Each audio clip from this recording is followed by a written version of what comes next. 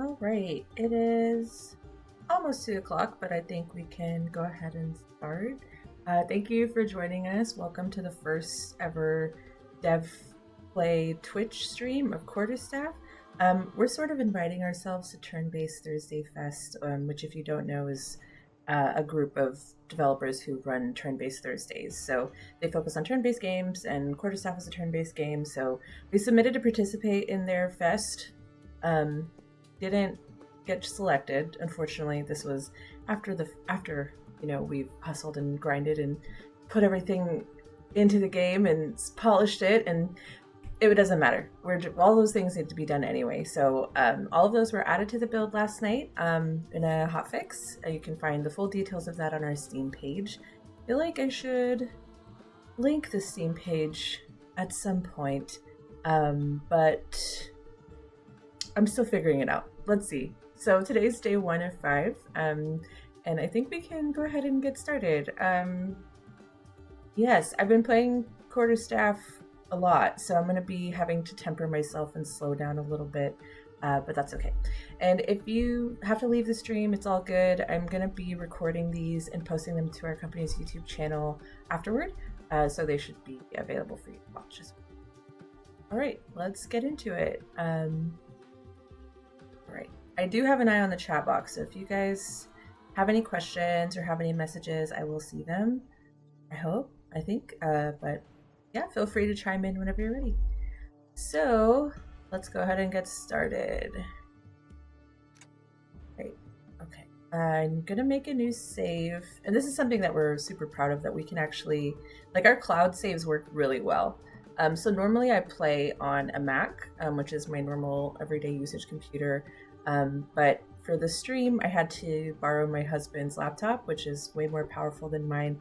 And I was able to download Steam, log into Quarterstaff, and all my saves were still there. So that was really exciting to see. I mean, I knew it worked because I tested it way back when, but it was still refreshing to see, cross-platform cloud saves are pretty nice.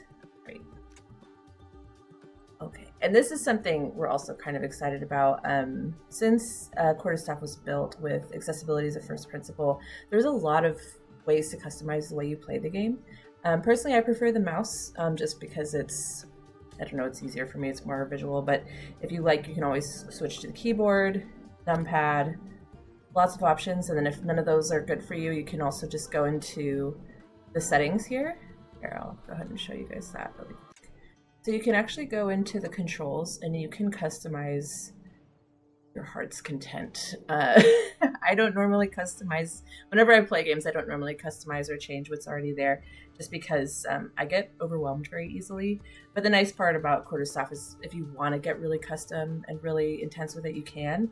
But if you don't, and you're like me, you're a little bit like, I'll just do what the developers say, then it's good. It's good for that too. All right, and then see, so there's that.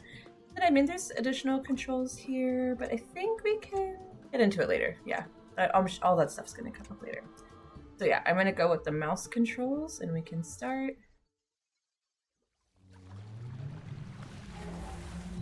Logo done by Gelatin. He's also on Twitch.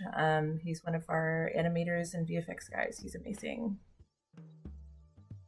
All right, Sig. You've been reluctant to take up arms again since we broke with the Clade, so I'm happy that our long retirement hasn't dulled your instincts.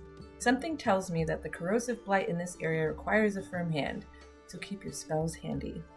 Except for the murder spells, of course. Corpses are too busy to seek atonement. If you feel ready, let's head out.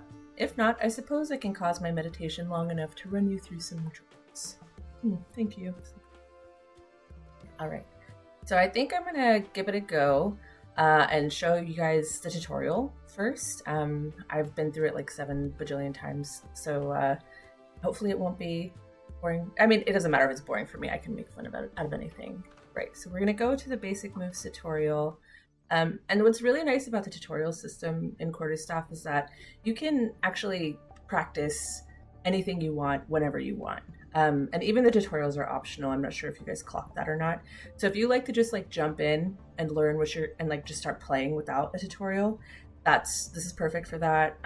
If you need a tutorial, it's here for you too.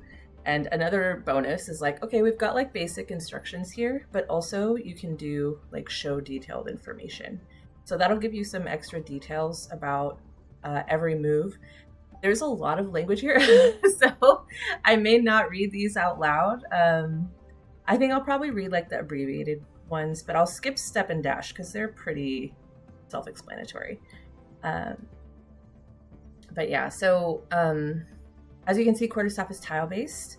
You can dash up to two tiles, and then step one tile. You can, like, when enemies come, you're going to see flips and stuff. But this is like the basic move set of how you can move across the board and interact with the maps. Right, and then this next one is how we're able to attack our opponents. So we can a step. Like basically as you move, you attack. If there's an enemy nearby, you just attack automatically. So it's kind of nice that you don't have to, that's not like a secondary function that you have to do. You just walk and you hit them. And then dash is you can attack an enemy up to, as mentioned before, 2 tiles away. All right, yay. We're gonna slash these 2 guys and get these little objectives. I'm a completionist type of gamer, like within reason. Like when it comes to games like Hollow Knight, like I'm not going to do everything. There's no way. But in general, I'll try to knock everything out. So that's why you see this somewhat compulsive need to get all the objectives. And that's going to be a common theme throughout the rest of the game. So basically you'll have a lot of these huge maps with different challenges, and some of them are very hard. Some of them are really easy, and some of them are downright evil. So you have Matt, our lead designer and project director, to thank for that. So yeah, and I'm not sure if you've noticed, this is another fun thing, but whenever you hover your mouse over any tile or any position, it'll tell you what's going to happen, which is really nice because to be honest, like I'm not a big strategy game player. I feel like I'm not really smart enough or like thorough enough to really think about it so critically and just like think about every option. So with Quarterstaff, it's nice because it tells you what's going to happen like right away. Like you don't have to go through like this death note overthinking. If I do this, then he does this, and I'm 3 steps ahead of it. Like I can't do that. Like I'm not that person. So it's really nice to have these hover tooltips. I think we tried to brand it. We tried to call it like strategic foresight, because it's all magic related, but I don't know if that's really stuck yet. We'll find out. Right, so I've knocked out all my tutorial objectives here. I'm going to just hit continue.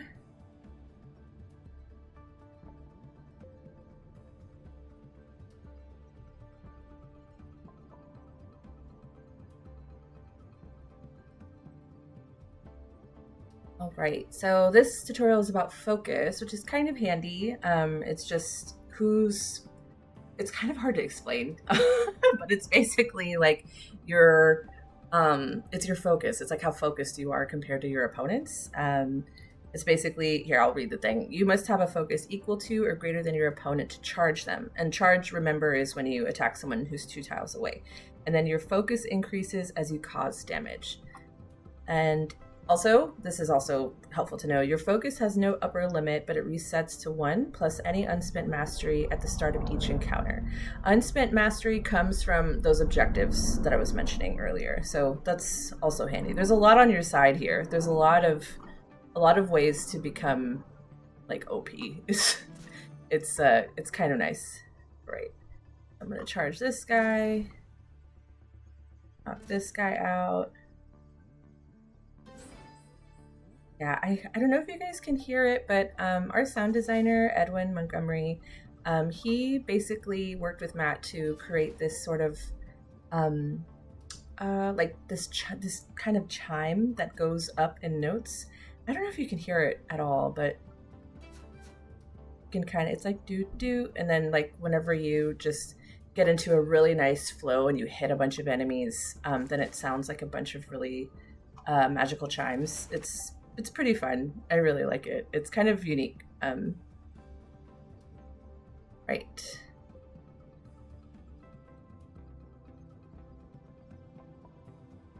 What is... All right, I feel like I'm lagging a little bit. Please chime in if you guys see anything that's a little bit wonky. Again, first time, so definitely need a lot of breathing room. All right, so the next tutorial is about opponent movement. That's another thing that's really excellent, is that the enemy moves are broadcast to you. Like, just, you know exactly where they're going to go, so you can dodge them, you can hit them before they do it, and so on and so forth. Right now we've got the solid lines with arrows and like the giant numbers. The numbers basically represent how much damage will happen to you if you move to that tile. We're working on doing some UI fixes over the course of the summer. We have a really great UI artist who's helping us out. So she's been working on like improving the view of like the on map elements. So these are great because they're like, oh, like they're like super like danger alert. Like they're very visibly clear, like what's gonna happen. Like this is like I'm in danger, like it's like it's quite very obvious. But we're looking for ways to beautify them so we can just be a little bit easy on the eyes, because in certain maps like the arena where there's like 20, 30, 40 enemies on the board at the same time, you can imagine this gets a little bit crazy. It's really hard to visually parse what's happening, but we're working on it. We're gonna fix it. All right, so I'm gonna knock out these little training golems. Oh, momentum. All right, this is something that's pretty fun about Quarterstaff. Momentum. It kind of relays into like those chimes, just like the sense of music, the sense of flow, the sense of rhythm. So once you reach momentum, and the way you do that is you either do damage or defend, and if your defense rating matches the amount of damage, then you get a bunch of extra turns. So in this case, I've just entered momentum, and so now I get 3 extra moves. I get 3 extra actions. So I can basically just dance around these guys and destroy them, and they can't do anything. Well, they can't do anything because they're also gone.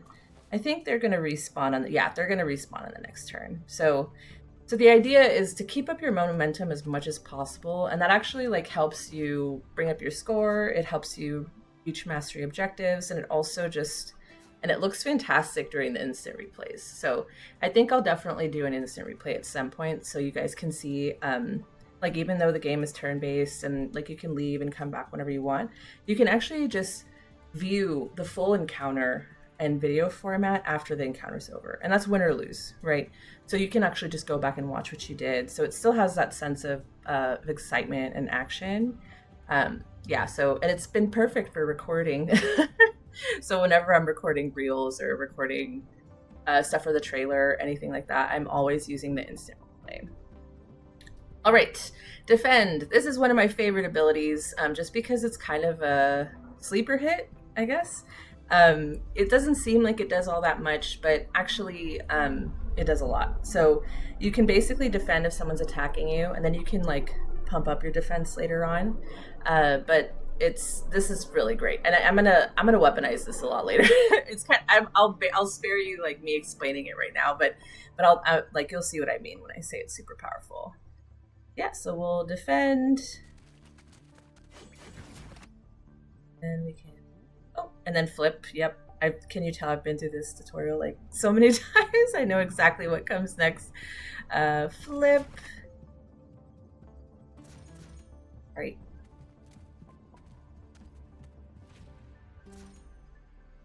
All right, and now let's get rid of this guy. I'm not sure if you guys can see this. I'll show you later because I can't show you. But basically, this guy has +8 focus, so whenever I hit him, his focus will go down to 7, and mine will go up to 6. So that's how you build focus. Not that he's there to be seen anymore, but you can see this guy's at 7.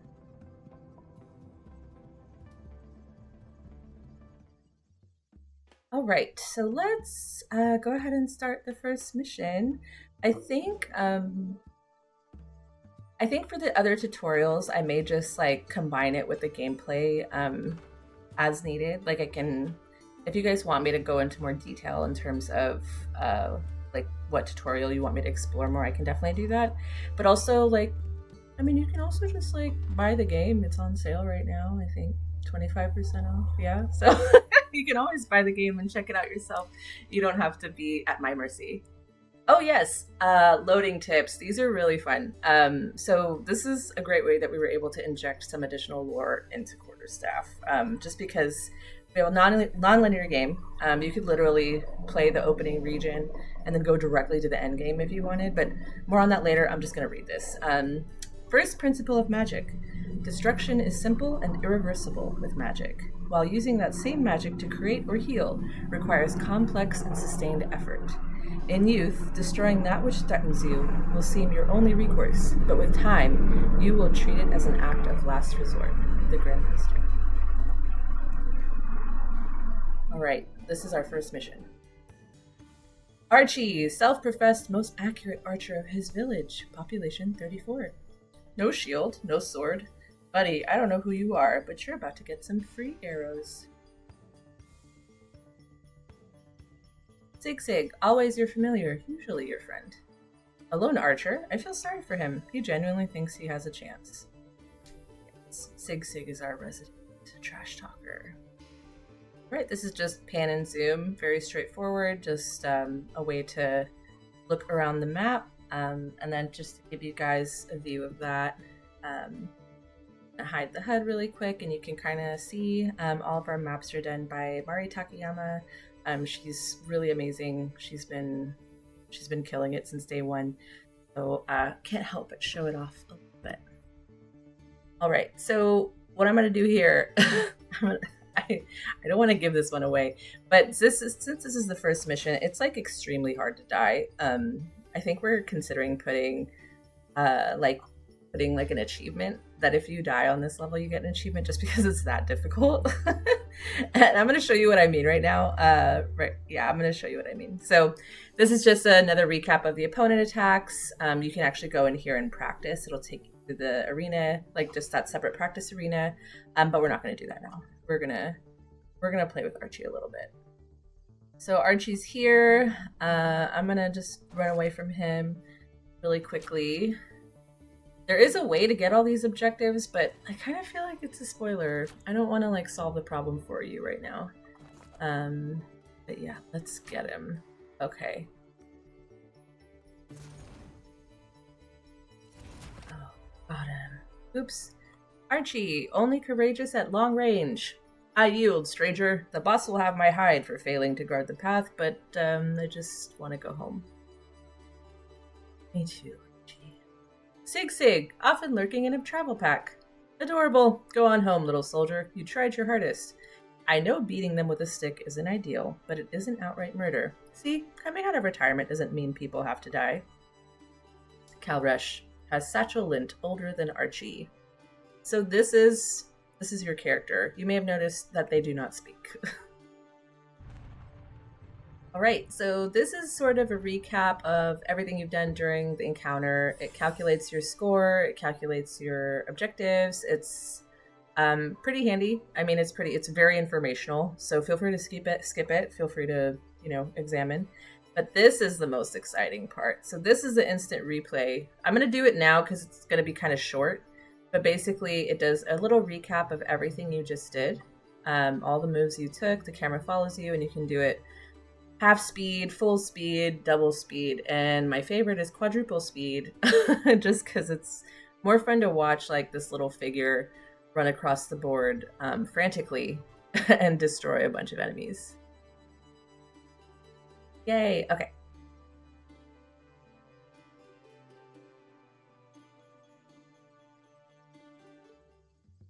All right, so since we're sort of at the beginning of the game, there's going to be some additional tutorials, so let's carry on. Sig, nice work. You beat up someone a fraction of your age.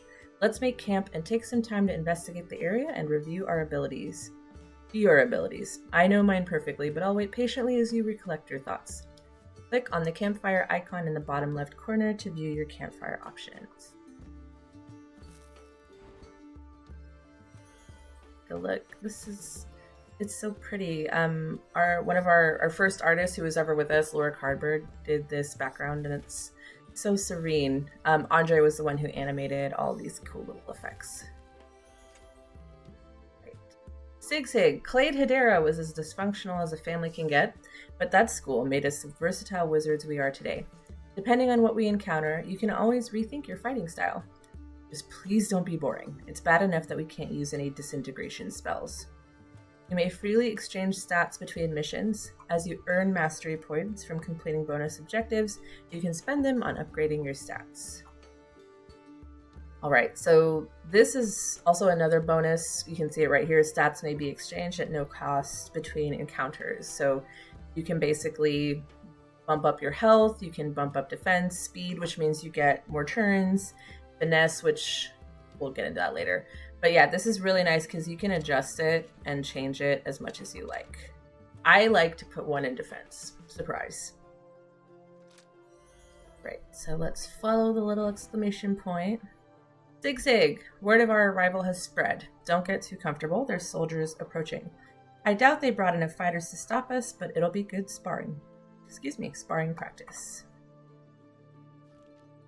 Alright, let's back over here. Another mission has opened. So I'm going to go ahead and skip the tutorial here, just because I feel like I'm going to be repeating a lot of stuff once I go into the map. So let's just launch into it. Campfire visitors. I forgot to read this thing for the first mission, but that's okay. We're going to do it now. Setting camp attracted the attention of the local soldiers. They seem to believe their superior numbers will work in their favor. We'll see. And then you get a little window of the mastery objectives here and all that good stuff. And again, if you guys ever are playing and you're tired of the story or you don't want to read the same stuff over again, you can always turn it off here. Super customizable. Right, your actions happen before enemies begin to act. If you damage any enemy during your move, you will interrupt whatever move or attack they were planning. Yeah, this is handy. I realized that a little too late. I think it was the pre-tooltip era that I was like, oh, if I hit the guy, then he's not going to come for me. Common sense. I told you guys I wasn't that clever when it came to strategy games. That was my accusation audit. All right, Lurch Cloaf. My favorite guy, professionally obligated to live up to a name he can't stand. Our orders were to deal with you or else, and it's not that we want to hurt you, but we're not interested in dealing with the consequences of letting you go. Nothing personal, other than the injuries we're about to inflict. I mean, Sig, acceleration enthusiast. There's a lot of them, but none of them look ready for a fight against two wizards. This ought to be a nice warm-up. If you have any trouble, I'm always in your pocket to bail you out, as usual. Alright, scoring system. Each time you damage an enemy, you gain points, as well as a score multiplier that will steadily increase future point gains. Taking damage or going to actions without inflicting damage, the same events that follow your momentum actions, will reset your score multiplier. So this can be found here at the bottom right. So this is basically how long you go without breaking momentum and without taking damage. I think my highest streak is in the arena. I think it's at like 1500, which is pretty exciting. Like you're going to see it start to build now and you'll understand why that's a high number and why I just like can't help but flex a tiny bit. Oops. All right. So first move I like to do here, I'm going to use like a magic spell.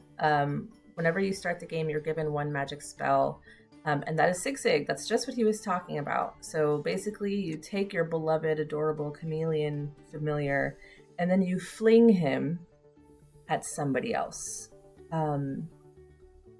Extremely cute animation. It's one of my favorite things ever. It's great. Andre outdid himself on this one. Norbs! Can't wait to be home and checking on his crops. Okay, I'm done. This was easier when the travelers didn't fight back. The rest of you can deal with this vagrant. I like my bones unbroken. Lurchcloaf, man of fear-based loyalty. Silence, coward. We may be far from the tower, but he could still be listening. Spicy. Alright. So, we're going to talk about the undo button. Yeah, we're going to talk a little bit about that because this will ruin your life as a gamer. It will improve it in Quarterstaff, but it'll ruin it in all the other games that you're playing where you cannot undo something. And I say that because that has happened to me. So can't tell you how many times I was playing like a game on my console or on my phone, and I like messed up, like I made the wrong move, and then I tried to undo and was sadly disappointed. But that's not the case here. In Quarterstaff, we undo. Isn't that amazing? Obviously, if you die, like if you get hit, well, you don't die because nobody dies in this game. But if you get knocked out, you cannot undo. But if you take damage, you can undo.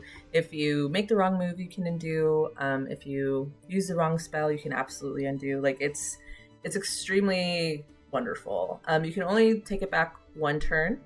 So I can only like see it's grayed out. Like I can't do it anymore. But it's unlimited, so you can use it as much as you like during your encounters. It's fabulous. All right, so I'm gonna actually hit this guy because he's far away. Yes, familiar strike. Goodbye, Richard. All right, and knock out these guys. It's so nice to take extra turns, and sometimes when I'm feeling extra salty, I'll really like bump up my my speed stat. So then this can be like 6 turns or 7 extra turns, depending on how maybe like you had a bad day at work, like maybe some negative energy, but like you can literally just like dance around these guys and destroy them. It's fabulous. Okay, no, I'm not gonna defend. I'm gonna continue. I'm gonna get all mastery bonus objectives because I feel like it's not that hard to do it here. There's no spoilers here. Cool. All right, so you can see that it says streak of 7. So this is the score multiplier that was discussed in that previous tip. Yeah, in that previous tip. All right, so look at this, surrounded by enemies.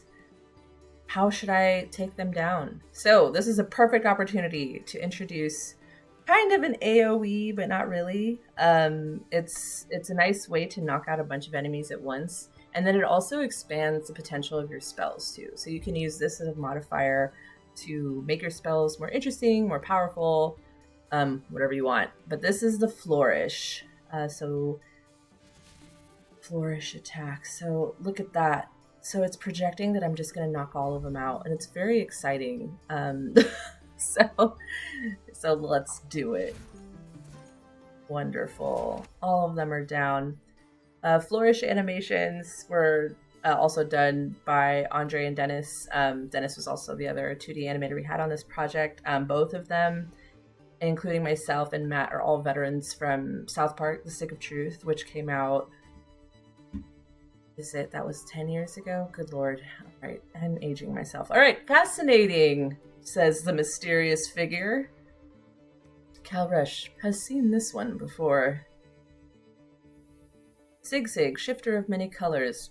Look who's come out of the woodwork. Probably the local tyrant, scrying up on us from afar.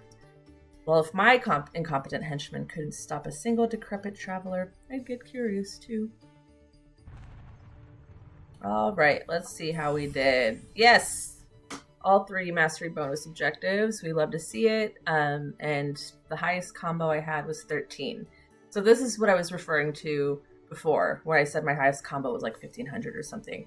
Yeah, things get wild later on. This is all very much very light at the moment. Right. All right, let's carry on. I think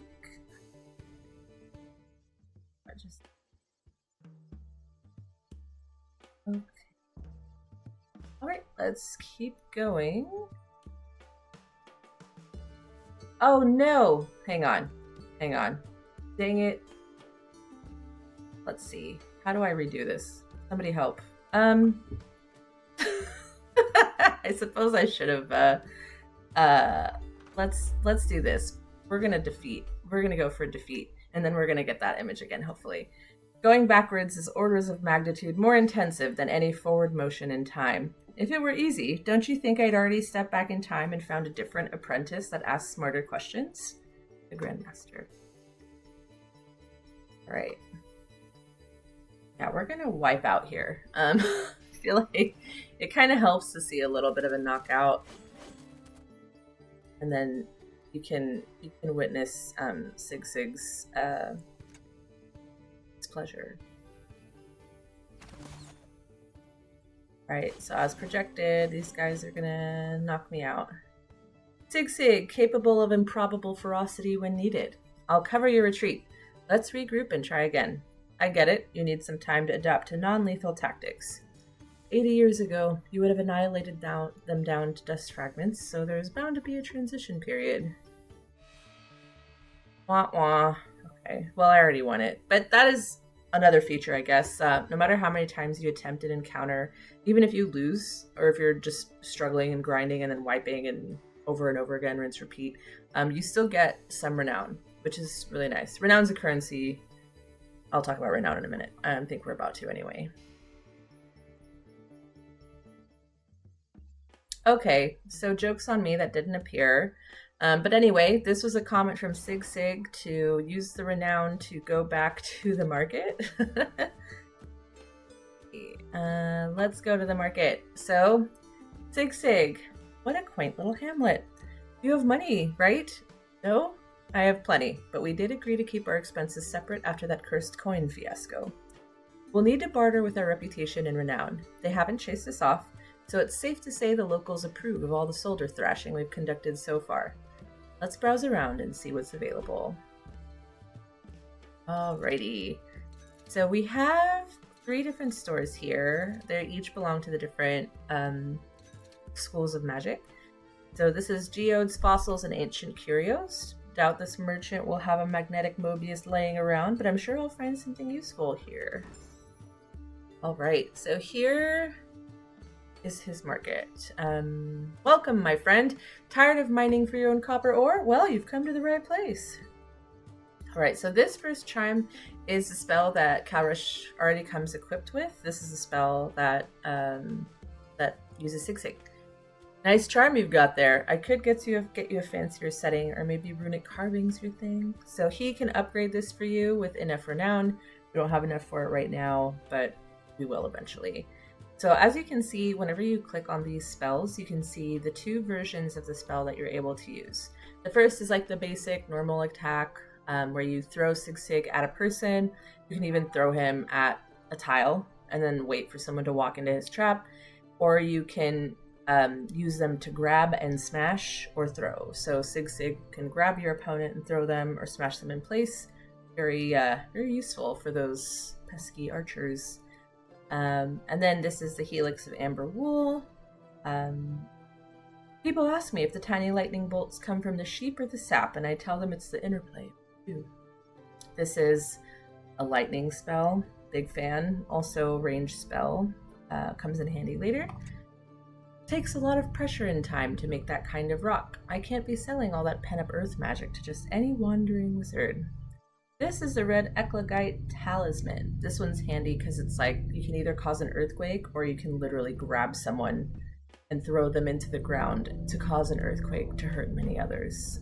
Those 2 spells are Circle of Tremors and Fall Upwards. I like that name a lot. Fall Upwards is pretty great. Alright, so I don't think I can afford anything here. Not yet. So let's go here. Horticultural Appropriation.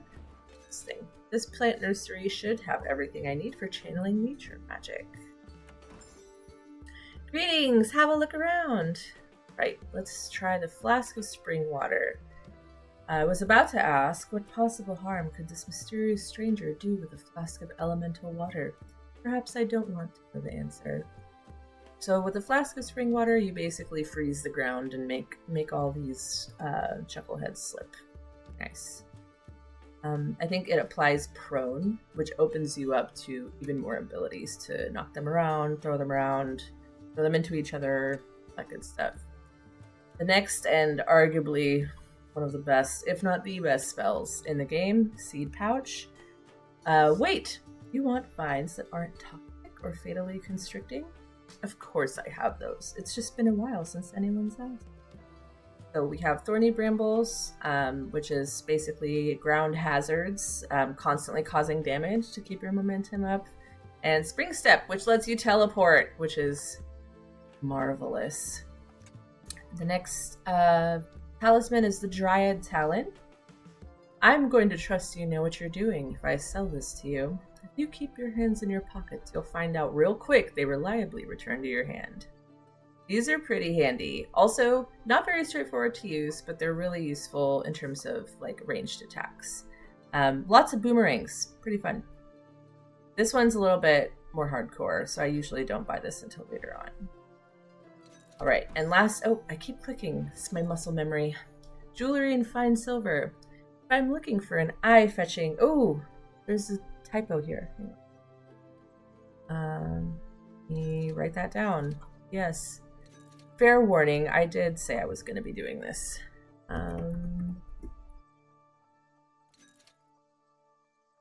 Okay. Jewelry and fine silver. If I'm looking for an fetching misdirection talisman or two, this is probably the place to look. Let's see. Jewelry. Oh, jewelry. And silver shop typo. Perfect. Welcome, welcome. If you're here to rob me, I'll caution you that the best stuff already got taken last week. Ash of Mandrake. Mandrake Ash? I can sell you that. I thought you were going to ask for the roots, and if you aren't asking for them in sign language, you probably don't want them. Ash of Mandrake, another fantastic spell. Oh my god, yes. I was literally about to say that, Marnie. Like, it's always my first buy. Like, it's kind of unstoppable. Like, being able to teleport is wonderful. Oh, that's not in smoke screen, but for displacement screen, you can teleport. So that's coming with us. All right, enjoy. Don't go mixing this stuff with Nightshade and Black Pearl. The next item is Hypnotic Medallion. If you look closely, the medallion's got a picture of a hypnotist holding a medallion. And that medallion has an even smaller engraving of a just keeps going. So Hypnotic Medallion, you can use Mind Jab to literally mess with the minds of your opponents, and Momentary Betrayal when you can turn them against each other, which is excellent. This spell was recently improved. I think before it was a little bit, I think just the initial Mind Jab spell, it wasn't as powerful as it is now, but it's been upgraded. So enjoy.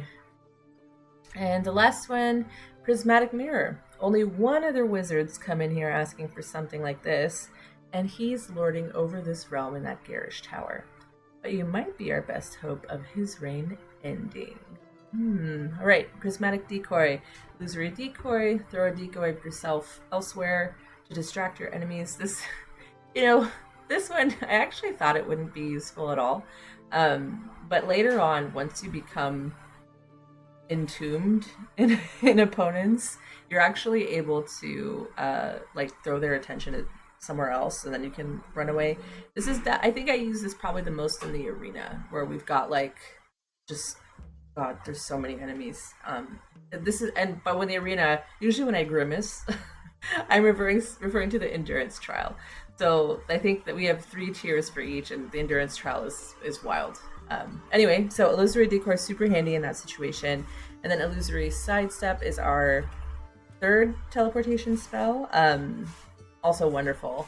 The teleporting is, it seems like it's not going to be useful because you've just seen kind of like the easier levels, but as time goes on, it's going to be great. You're going to love it. All right, so we've grabbed a spell. Now we must go to the campfire and equip it. Okay, so here's our little spells blanket with Sig in his little spell book. Sig, as you acquire more talismans, you'll be able to decide which ones you take into battle. You can equip 1 spell talisman per point of your pocket stat. Each spell talisman lets you cast a spell, and it's Flourish spell alternate.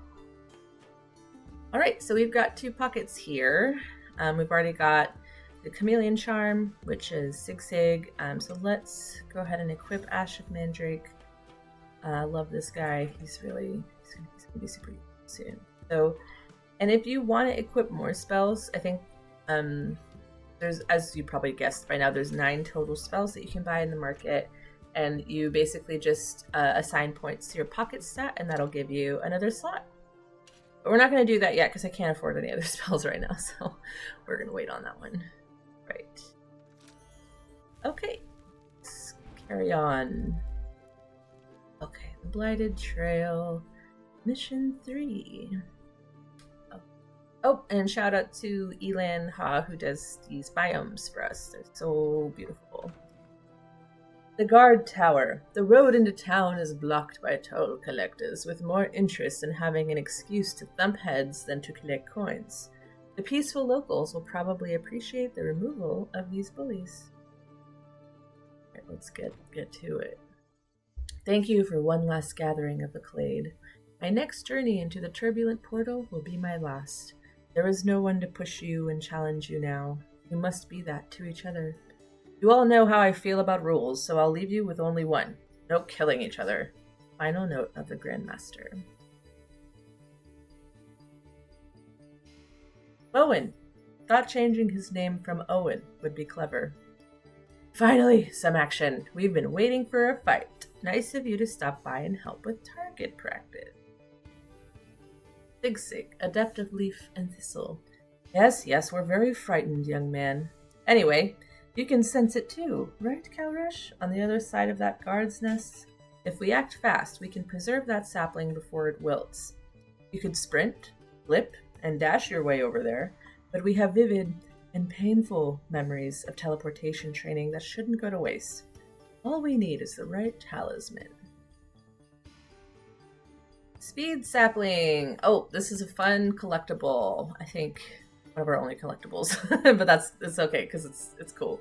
If you can reach a speed sapling before the time limit and survive the mission, your magic will assure the plant's growth. If you are unable to reach speed sapling, you can always try again on a future replay of the encounter. And let's show a little bit more detailed information just so you guys can see like what getting a sapling can do for you. There's no more detailed information. I lied. So let's close this and I will tell you. So getting a sapling actually opens up some of your staff abilities. I'll show you more of those details later once we get back to the campfire screen. But yeah, here's the speed sapling. It takes a minute to kind of look for it, but you can always zoom out. You can toggle your HUD to get a better idea of where you're at. The default for toggling your HUD, like all these little UI elements, is H. Of course, you can change that if you want. But yeah, so our sapling is over here. And if you hover over it, you can see last turn to collect is 5. So if you don't collect it by that turn, it'll wilt, and then you have to try again. All right, so let's go ahead and get going. All right. What do I want to do here? I think I'm gonna knock out this archer, so you can't hit me. Goodbye. Then again, I feel like I'm like giving part of the puzzle away if I show you how to get the sapling, so I might skip it for now. But I do want to show you the staff, so maybe I'll do this one. This one's not that hard. So, and of course, ooh, this thing again. I want the trespassers alive. Sig, better at distinguishing individual chameleons than humans. There's something eerily familiar about this chap. I feel like we may have met him somewhere before, which means he's probably going to try to kill us as hard as he can. Okay, so I think actually, let me see, what is my turn? I'm on turn 2. Oh, you know what? I'm going to use this guy. Let's go here so I can bonk this guy on my way up there. So I don't lose my streak. And here, okay, I think we got it. So this always causes me a little bit of pain. Sometimes grabbing a sapling means you have to break your multiplier. So right now my multiplier is 6, but I just have to detach myself. I have to let go and be like, you know what, it's worth it for the collectible. Yes. Hooray! Sig, resourceful botanist. Can it be? The sapling of the same species as our living staff? You rescued it just in time. Well done. You're not as unpracticed as I thought. Each time you collect a sapling and successfully complete the mission, you will unlock a new staff form at the campfire. Yeah! Very excited about these. These are some of my favorite animations in the whole game. Alright, so now let's go back and... Okay. So the other two objectives I have here, a streak of 6, 12, and 4 out of 9 different types of maneuvers and spells. So something you'll notice as we're playing is you can get mastery objectives depending on the variety of things that you use, which is kind of nice. And then also super handy is you can see everything that you are capable of, which is great. And you can also see like everything that you've used so far. So that way you can basically just go through and check things off of your list. Ooh, I don't have a charge. Let's charge this guy. Yeah, gotcha. I love to see that objective thing go up. It's like very gratifying. I'm gonna grab this guy. I realize now we didn't go through the tutorial of this where you can actually grab enemies and you can slam them in place. Or let's undo. Undo button. And it's gonna undo to when I've grabbed him. And I'm gonna just throw him at his friend. Yes, so later on there's some levels where there's a bunch of like soldiers like lined up perfectly, and it's really wonderful to just throw them and watch like the chain reaction. Yeah, I think I'm gonna do that soon. That'll be in the necropolis. I still haven't figured out which region to go to first, but yeah, we'll see. I'm definitely gonna do that in necropolis. Every time I go there, it's a must to do the chain reaction of goons being thrown into each other. All right, where are we at? All right, ooh, 8 out of 9. What else we got? Flourish. Ooh, I think we can do a slam. And throw him against the ladder here. Yeah, I got that mastery objective. Nice. And then the rest is just attain a streak of 6 out of 12. So I've...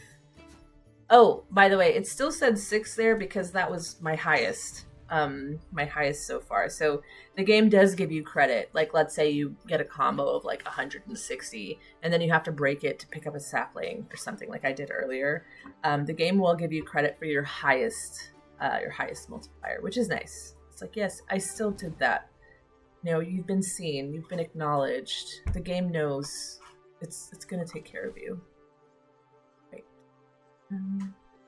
Yeah, let's throw them at each other more. Ooh, you know what? Let's do one of Sig's flourish spells. I feel like that's kind of nice.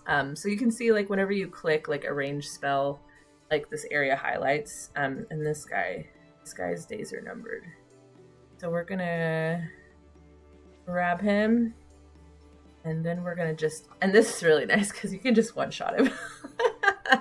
Like you just grab him and smash him in place, and he's done. And I've got my streak. Yay! So all that's left is to finish the encounter, and we're good to go. All right. And we're done. Wait, is there more? Oh, I forgot one guy. This happens more often than than you'd think. Well, I have to break my streak again, but that's okay. My hubris came back to bite me in the butt, but that's all right. How did I forget about this guy? Did he just forget to follow me? That's okay. He's gone now. It doesn't matter. Bognon, not getting paid enough for this. Enough. We yield. We yield. Kalresh, not getting paid at all. Bognon, thrilled he didn't lose another toe. That's it? You're sparing us? We can retreat? Let's take the long route home, boys. The king has no tolerance for failure. Right, victory. Yeah, oh, 3 for 3. I clicked too fast. Forgiveness, please. Right, Sig. If the soldiers are afraid of this malevolent king, then chances are the locals can't be too happy either. I think I saw a tavern back there by the market. Let's see if we can learn anything useful. Ah yes, the tavern. This is very excited for you all.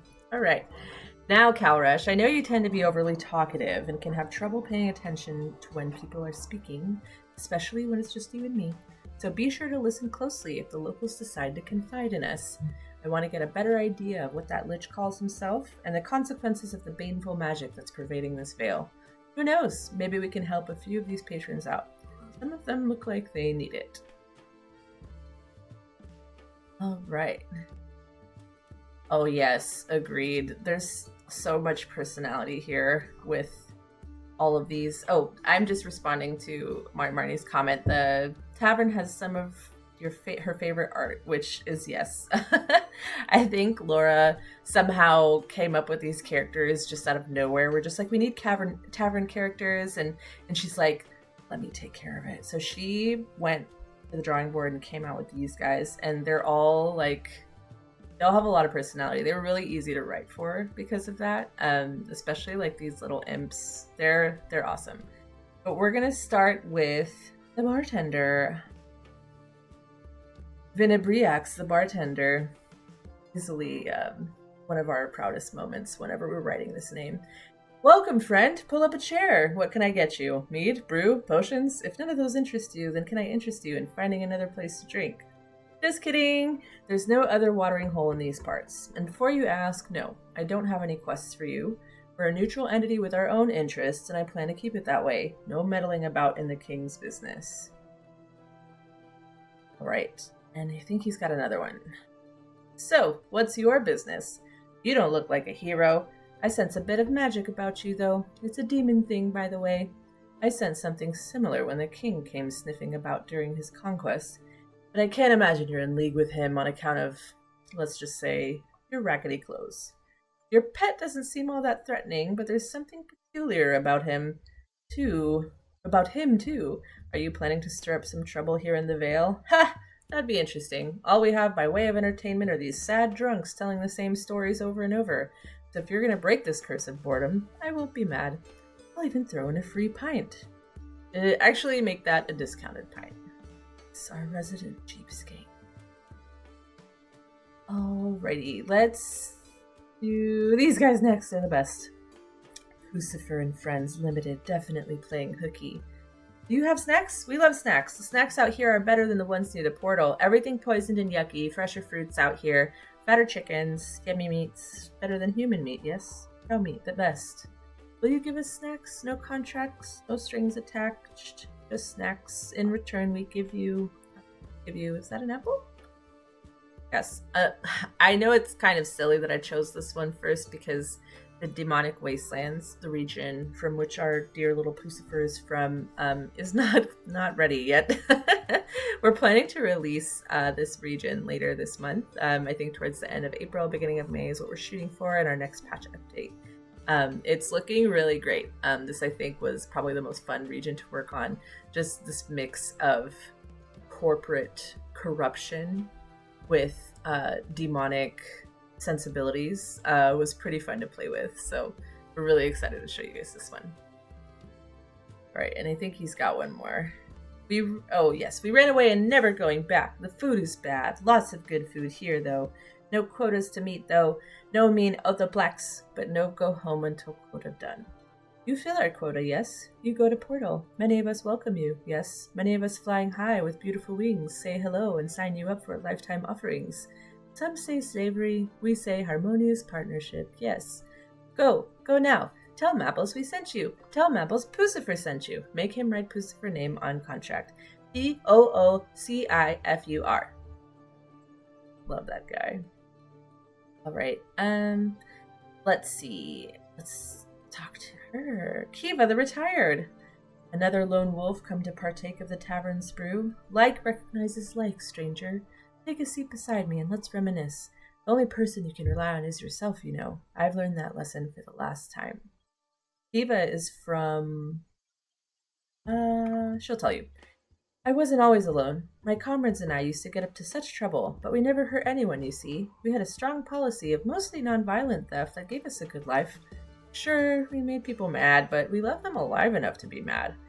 Anyway, when the Wizard King came to town and made the boys an offer they felt they couldn't refuse, I was away on well, let's call it a mission, and came back to the guys acting rowdy and comparing kill tallies. I couldn't tolerate such behavior, so I left them. I don't know what to do now, so I figured I'd have a drink or three and inspiration will strike. A drink or three. Right, let's do... So she is from... we'll get there. I'm like, I have to sort of balance, like, I want to explain everything, but I also want to let the game tell you. Oh. And then let's do this guy. Orin, absent without leave. What's your situation? If you're a mercenary, you may find work with the Brute Squad assaulting the mine in the east. That whole situation is a mistake. Brother pitted against brother. You probably have no idea what that's like. I listened to the promises of land ownership and glory, but lost interest once I realized I was going to watch my friends die. I'm just not cut out for military life. I'd rather have a drink at the tail end of a hard work day in the mines. That's what I'm good at. I also haven't left the tavern or been sober for about a fortnight, but who's counting? Right, those captains in Goldeva's army had their work cut out for them, training us all up, training us to attack our own village, that is. They taught us well and gave us serviceable gear, but only the officers got the really good stuff, things like anti-magic talismans.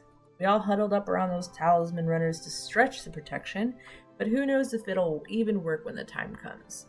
Miners don't know how to do magic, so having them in the siege seemed like overkill. But with King Goldeva, if it's not overkill, it's not getting anything done.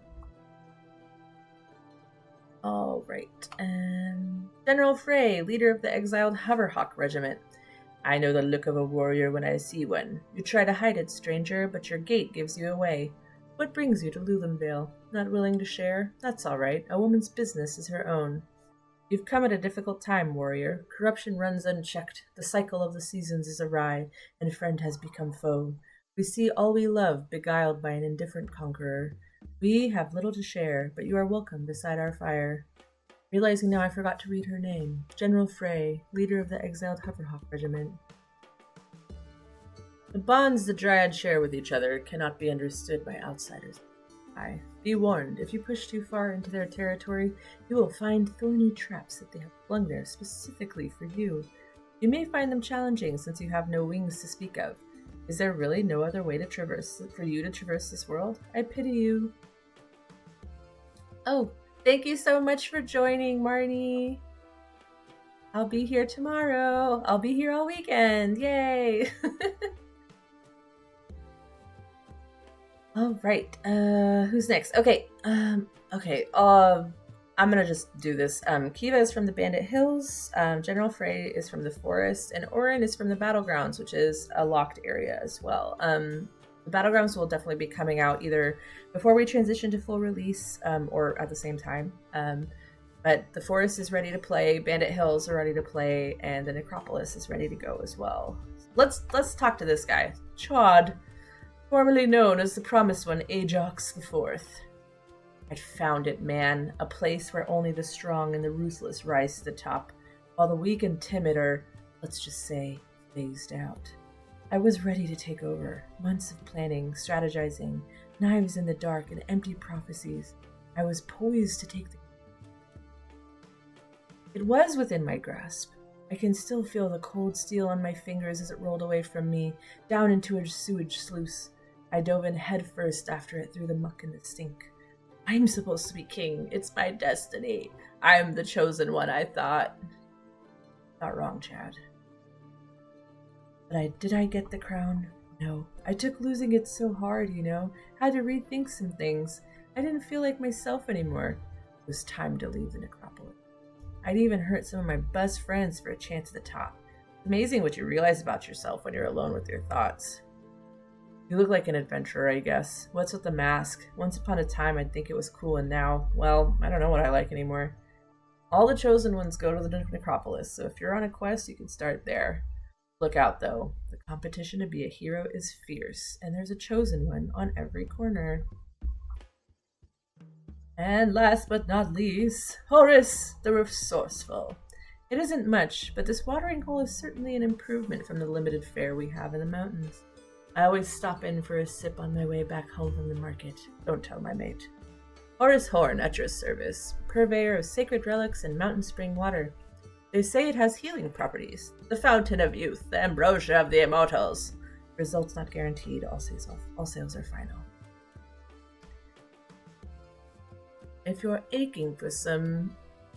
Oh, you know what? This is obsolete. I'm not going to read it. So Horus is from the Mystic Mountains. That is also a locked area, but it may be out sooner than the battlegrounds. So more to that. Just keep an eye on our socials, and I'll definitely update you when there's news. All right. So the tavern was fun. Maybe we'll go back later. Maybe they'll have more to say. All right. It's staff upgrade time.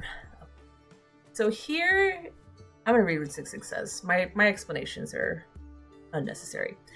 Sig Sig, your staff can assume multiple fighting forms. It just needs a little inspiration. If we let it rest in the presence of other trees of its kind, like the sapling we just located, it will learn new forms. As you collect speed saplings, your staff learns alternate forms. These forms determine the arc, damage, and special effects of your flourish attack. Alright, so here is the main one. Oh, those aren't playing. I feel like that's probably more because I'm doing 7,000 things at once. So there's balance, and then there's light. Light's pretty exciting because it looks kind of like a whip. I'll show you guys in the encounter. It's much. Then I'll be able to zoom in and stuff. All right, let's get back to it. All right, one more mission. I feel like I know else. Probably need to address.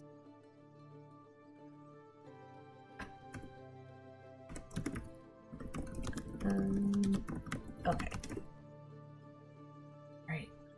Let's jump into it. The Welcome Committee. It appears the local Brood Squad is here to welcome me to the area. There is a battle between the ambitions and desires within all of you, and the rules others will place upon you. Your magic renders the rules of others quite meaningless, so be careful when you come.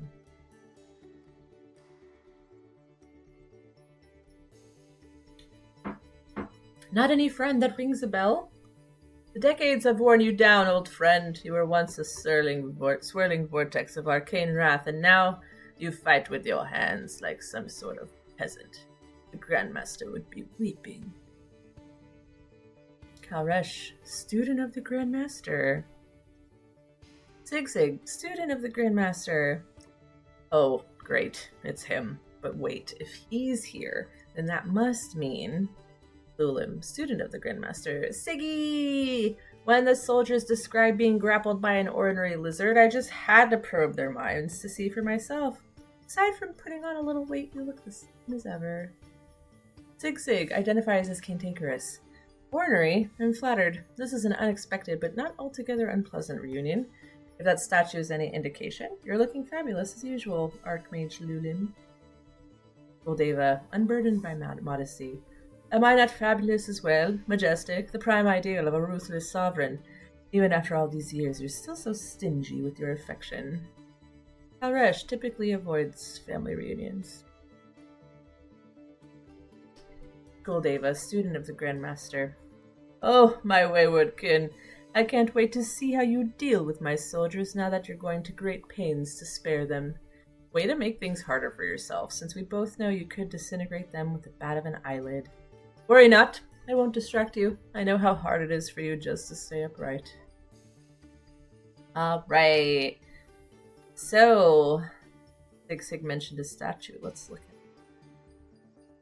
Oh, Goldeva and Lulim. This one was also done by Mari Takayama. As you can see with this pop-up, in order to knock it down, we have to get a streak of 10 or more. Yeah, it's not bad. You know, things get harder when it's like, oh, you need like 100. That will happen. Anyway, let's get going. All right, so there's a couple of newish enemies that have different abilities here. And I think I can take a minute to talk about those. Let's go over this guy who's like practically covered with swords in this giant number 2. So he is parrying. So that means that I can't hit him. Like if I hit him, nothing will happen. He won't take damage. So there's a couple ways to solve this. I think my first and favorite is just jumping over them. Like I guess you flip and disorient them. And then this guy is blocking. And this will have like more of a visual cue as well. But let's go ahead and get started, and I'll just like talk you through what I'm gonna do here. So let's see. Win in 1 out of 10 win in 10 turns or less. This is also another kind of common mastery objective where you try to finish things as soon as possible. It's definitely, in some it's like it's harder than usual.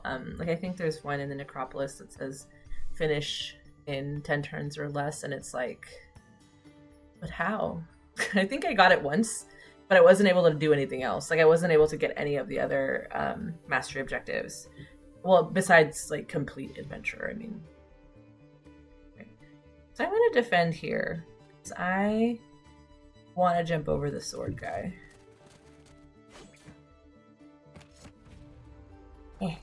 Jump. Bonk. And bonk again. Okay. Zigzag, initiative of sixfold sight. Aside from just radiating an aura of smug righteousness, that statue is enchanted to manipulate the emotions of the viewer. You can break that statue, the enchantment will break with it, as will Goldeva's hold on the region. Shame about destroying good stonemasonry, though. It really captures Lulim's splendor. I would agree. And here's just more additional information about the Nemesis statue. Just that you have to have a high enough score multiplier to charge the statue. And obviously, if you knock it down and then lose, you won't get credit for it. So, good times. What else is there? Oh yes, this is fun too. And we haven't talked about techniques yet. That'll be, we'll get into that after this mission. But also toppling a statue will help unlock a technique, and then if you knock over more than 1, 2, 3, like you'll get different techniques will be available to you based on how many you knock down. Alrighty. Let's do this. Ooh. This guy's blocking, so I'm gonna throw this guy at his shield because it's funny. Goldeva, Archmage of Clade Hedera. Despite your age, there's still some fight in you. It's about time I had a decent challenge. Things have been dreadfully dull. Where have all the worthy heroes gone? I must have killed the ones I couldn't corrupt. I can't remember. Semantics. I should have sent you something worth breaking a sweat, but I already approved the Manticore's vacation time. What a kingdom! Everyone gets vacation time. Lulim, Archmage of Clade Hedera. It's quite a shame. You'd love Gertrude. Siggy. You both like your food still squirming, and she's the consummate drinking buddy. Until she blacks out and tries to eat you. Well, Manicores be Manicorin. Kalrish, Archmage of Clade Hedera. Goldeva. Ouch! You'd think our years apart would have softened your cursed tongue, but you're exactly as biting as it's been.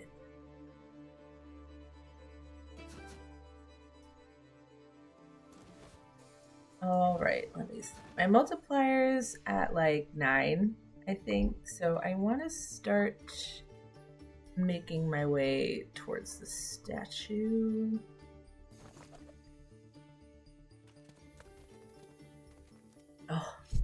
Oh no, that was not good. That was bad. I think I'll just do that.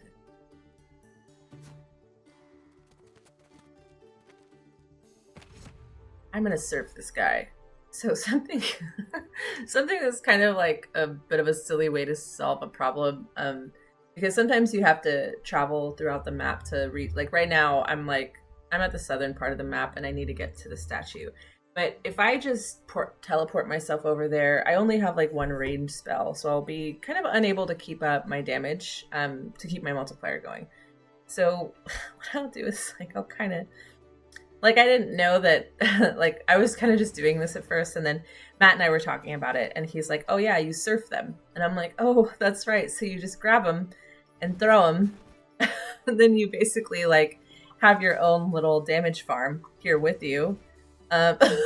So then you can do what you need to do, but not break your multiplier. So as you can see, I surfed this guy up from the south part of the map, and now I've got a multiplier of 13, so I can charge this bad boy and knock it over. Alright, he's big mad now. Goldeva, owning a mirror isn't enough. You uncultured twit, you irredeemable vandal, you sophomoric buffoon. Is nothing sacred to you anymore? You won't kill easily replaceable henchmen, but you'll destroy my bespoke statuary? What has art ever done to you? Priorities. Lulim, the better half. The enchantment may be broken, but the best part of the statue is still standing. Calm down, Gigi. Didn't you just say you wanted a challenge? This is probably my favorite little Easter egg. I don't know if it's an Easter egg, but it's kind of incredible that Lulim is, you know, still there. she's still standing. Alrighty, so now I need to take the rest of these guys down. 5 turns or less. Okay. My score doesn't really seem like it's gonna reach 50,000. I have a bad feeling. It's at 1,000 right now, so maybe I can bump it up with my move variety. So, ooh, let's do the flourish. That way I can show you guys the light staff flourish. Right. Woohoo! How about that? Yeah, it's so light it turned into a whip. We love to see it. Let's do it again. Such a cool animation. I love it so much. Bang. It's so fun too. Okay. Yes. Look at that multiplier. We're up to 19. How many turns do we have left? What else? Oh, smash. Dash. Ooh, I think we can dash. Let's do it. Boop. Hit this guy. And I mean, I feel like some of the language here is super memeable. Like smash, slam, shove, toss. Maybe memeable in the wrong direction. Oopsies. Right, I'm gonna smash this guy. Yeah. Oh, I don't have a pit.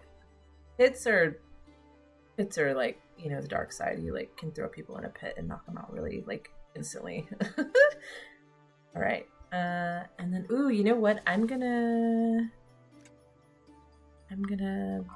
this guy to shove this guy with Sig. Yeah. I love this little animation where Sig's eyes are just kind of. Oh well, I exited too in my bad. I'll show you next time. All right, I don't really feel like moving that much, so I'm gonna use the Ash of Smoke. Or Ash of Mandrake to cast Smoke Screen.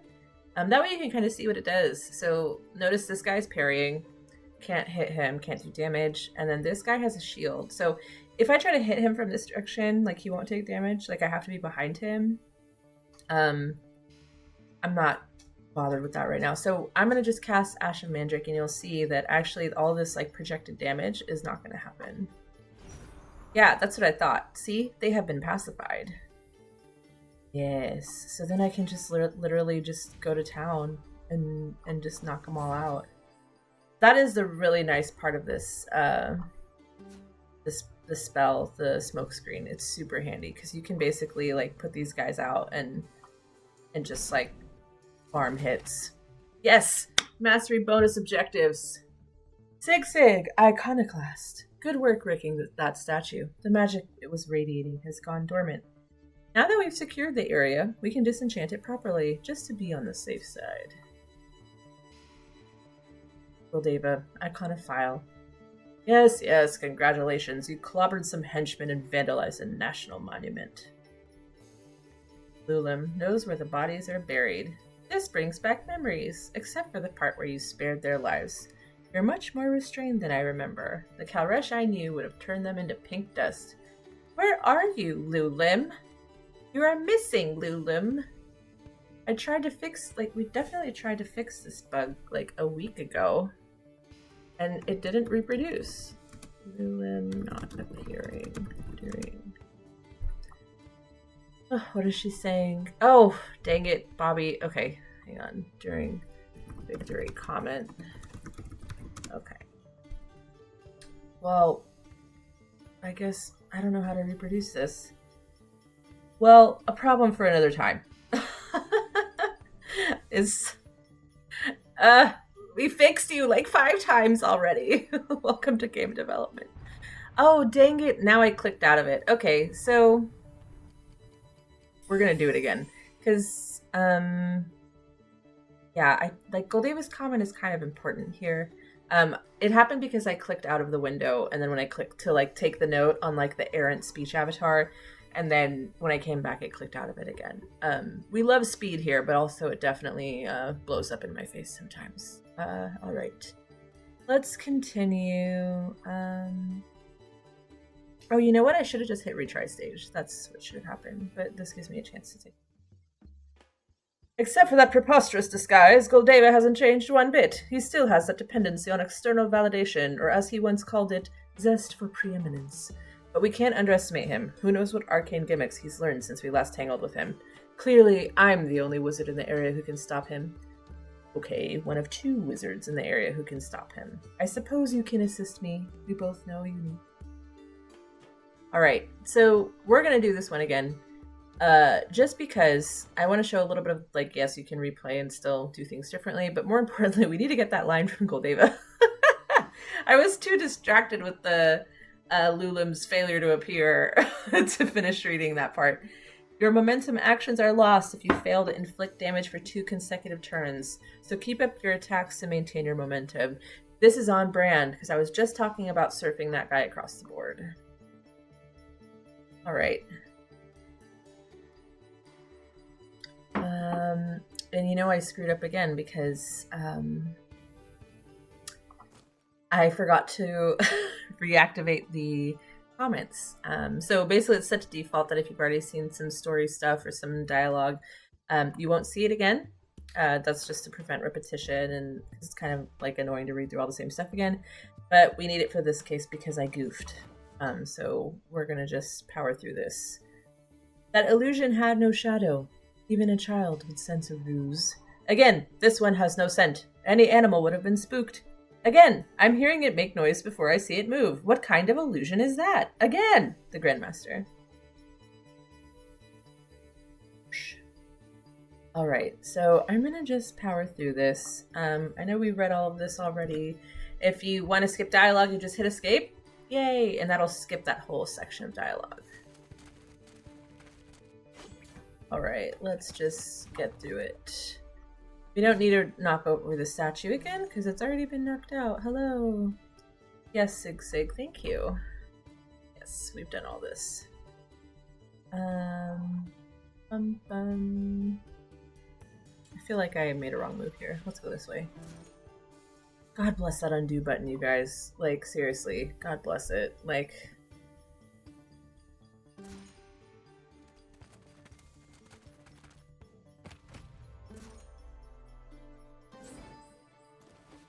Righty. Ooh. Oh yes, Gertrude the Manticore. Let us not forget. She will reappear. I mean, we'll talk about her again. I'm not making promises that a Manticore was going to appear. Or is it? Is a Manticore? Only one way to find out. Oh yeah, let me just kill this guy. Or knock him out. No one dies. So that guy... Also another way to get past somebody's parry. If they're parrying, like, the number is 2, if you hit them twice, then the parry will, like, it'll go down. Like, their shield will drop, or their parry will drop. And then you can actually do damage, which is how I defeated him right there. It's not ideal, but, like, if there's somebody right next to him that you can kind of farm damage off of and still, like, get a hit in onto him, then it works fine, you know? It's just, like, a little bit slower.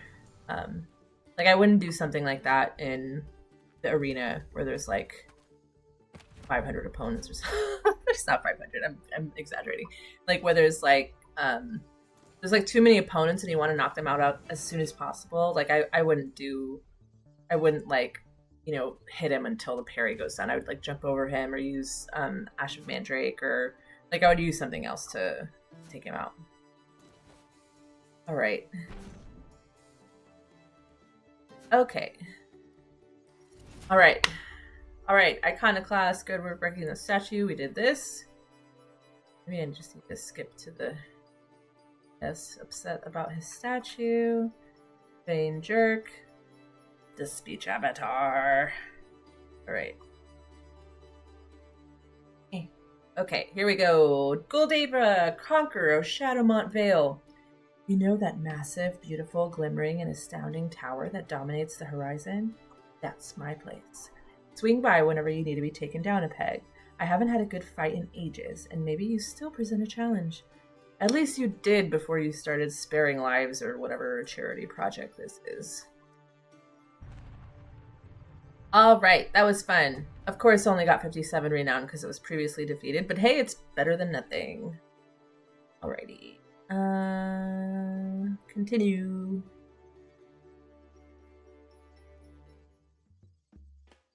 All right, so we've cleared this region, sort of.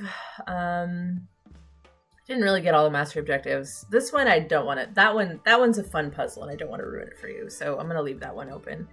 Oh yes, back to the campfire. I think we're gonna talk about techniques. Is it true? Yes, it's time. Sig, I know you were hoping to be done with fighting, but it's happening again. It's been what, 20 years since our last serious challenge? Time to shake up the dust. When you need to rethink your tactics, just meditate at the fire.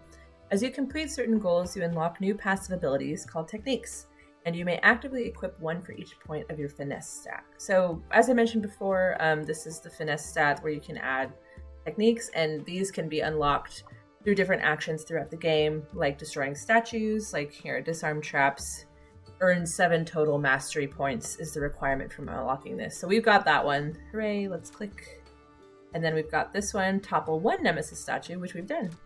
So Rubato Feint is add 1 damage to charges, smashes, and slashes when winding down. So this is when you see that little red warning text that's like, oh, you better do damage or you're going to lose your momentum.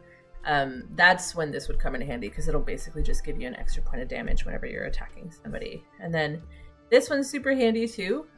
Later on, you're going to find enemies that throw down hazards on the ground, and you can literally just clean them up as you walk. Super nice. There's also, where is it? There's another one that's kind of similar to disarm traps. Let me see. It's where you can actually teleport into a place, and it'll, like, you teleport into the tile and it'll clear out whatever ground hazards there are. But later. And then the other one we have available is Strong Pummel, +1 damage when you charge or smash an enemy when tile away. We love to see it. And Retaliatory Strike, +1 damage, to charges, smashes, and slashes on the action immediately after taking damage. This can be useful because then you can kind of like start up your momentum again. But if you're like me and you have a massive ego and you don't plan to take any damage throughout the whole game, then this is not useful to you. I have like a very weird perfectionist style of play where, you know, because if you don't take damage during an encounter, you get like your score gets bumped up, like you get bonus points for that. So whenever I'm playing, like if I'm ever in a position where I have to take damage, I get so mad or I get so frustrated because actually taking damage can be strategic. Like there's some places where, like the arena again, where there's some places where it's worth it to take 1 or 2 points of damage to make a particular move or to get out of a sticky situation. So in those cases, this is super useful because then you can just start up your momentum like right away. But for me, I'm working on it. And then this last one that's available is Strong Counter. +1 damage to charges, smashes, and slashes on the action immediately following a perfect defense. So this is really handy too, because if you're surrounded by enemies and you're trapped, it means you can defend and then just immediately damage some of the guys hovering near you and then pick up your momentum again. This is really great for when you're outnumbered. And that happens a lot in the arena. Can you tell I have a nemesis here? It happens a lot in the arena, and then also I want to say the Necropolis as well. But yeah, just like when there's like a lot of enemies, I guess. I won't name specific. So, all right. So I think, let me see. I think I want to decide where I'm going to go next, and then I will figure out which techniques I want to equip, which is pretty fun. It kind of helps. It kind of helps to know what you're getting into, because then you can equip yourself and get ready. Like, Let me see. Where do I want to go first? Where should we go? Here. I'm gonna go shopping first. Sig, we could storm his insolent little spire, but he was a bit too eager with his invitation. It's absolutely a trap, and we should make sure we're ready for it. We can start by exploring the area. If I remember correctly, Goldava causes damage wherever he exists, so I know without checking that there's tons of problems that may benefit from our attention. Alright, so as you guys can see, the map has opened up. It's really nice because you can hover and see a bunch of stats. There's a difficulty rating for each area, except the arena, because there's more details once we click on that. But the Blighted Trail, you get a little summary of the missions you've got completed and all the mastery that's available. And you may find yourself thirsty for mastery points. I think once you kind of realize the power that you have with these stats, each one can go up to 9. 9 is the max for each of these, but once you experience like what your experience or like figure out what your play style is, like I like defense a lot. Like I really prefer to like weaponize defense, so I'll put a lot of points into that. The finesse is also nice because like it gives you another technique slot, so I'll probably have another slot in there. What else do I want? I think I'll probably add another speed, or another, oh no, that's not right, not resilience, speed. Yes, another point to speed. And obviously like the cost goes up as you level these up, so you need more and more points to just keep like leveling up, not leveling up, but like becoming more powerful. Let's say that. All right, so let's see. I've done that, a little bit of that, but I do want to go shopping at some point. Oh yes, you know why? Because I can afford my seed pouch. All right, greetings, have a look around. Vines are, all right, we're gonna buy this. Plant them far and wide. If you somehow go through all these seeds, I'll give you more next time you're back. So I'm gonna get this now, and then later on, once I have more renown, I'll upgrade them. And actually, upgrading spells also yields more techniques being unlocked, which is super handy.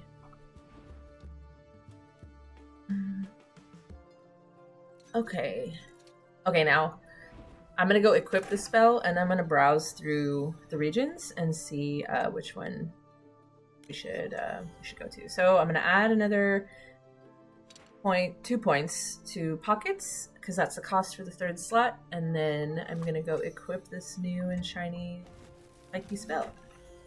Right here. All right, for those of you joining me, does anyone have any choice or preference on where we go? So I think the next regions are available are the Bandit Hills, the Necropolis. I would actually like to save that for later, but whatever, Necropolis or the Sacred Forest or the Arena, and we can even try the Tower, but that, I'm gonna get sunned very quickly if we do that, because that's the end game. So, and then the Mystic Mountains are here, it's coming soon, Battlegrounds coming soon, Demonic Wasteland is almost here. So I think what I would normally do is I would go to the Bandit Hills, then I would go to the Forest and the Necropolis. That's normally my playstyle, but if there's anything anyone wants to see, I'm open to feedback. I think there's a little bit of a lag, so I'll give you guys a second to chime in if you want, but if not, then I'm gonna just do what I'm gonna do.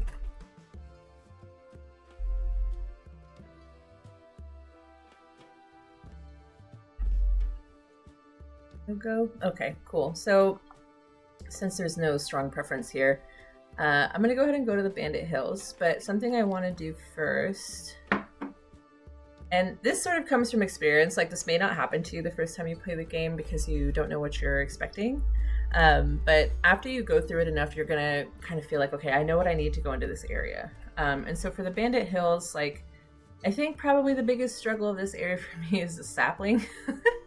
So for the sapling, you need like, that's another thing. Now I'm like wondering if I should solve this problem. You know what? You guys probably won't remember. It's fine.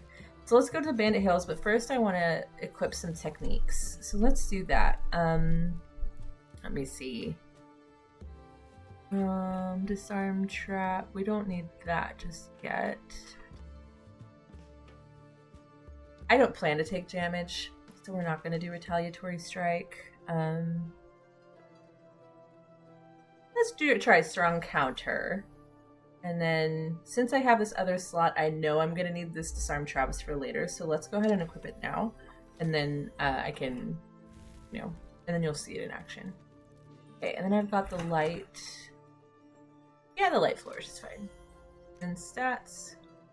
Yeah, I think speed will do. Oh, another thing you can also do is you can steal points from your other stats.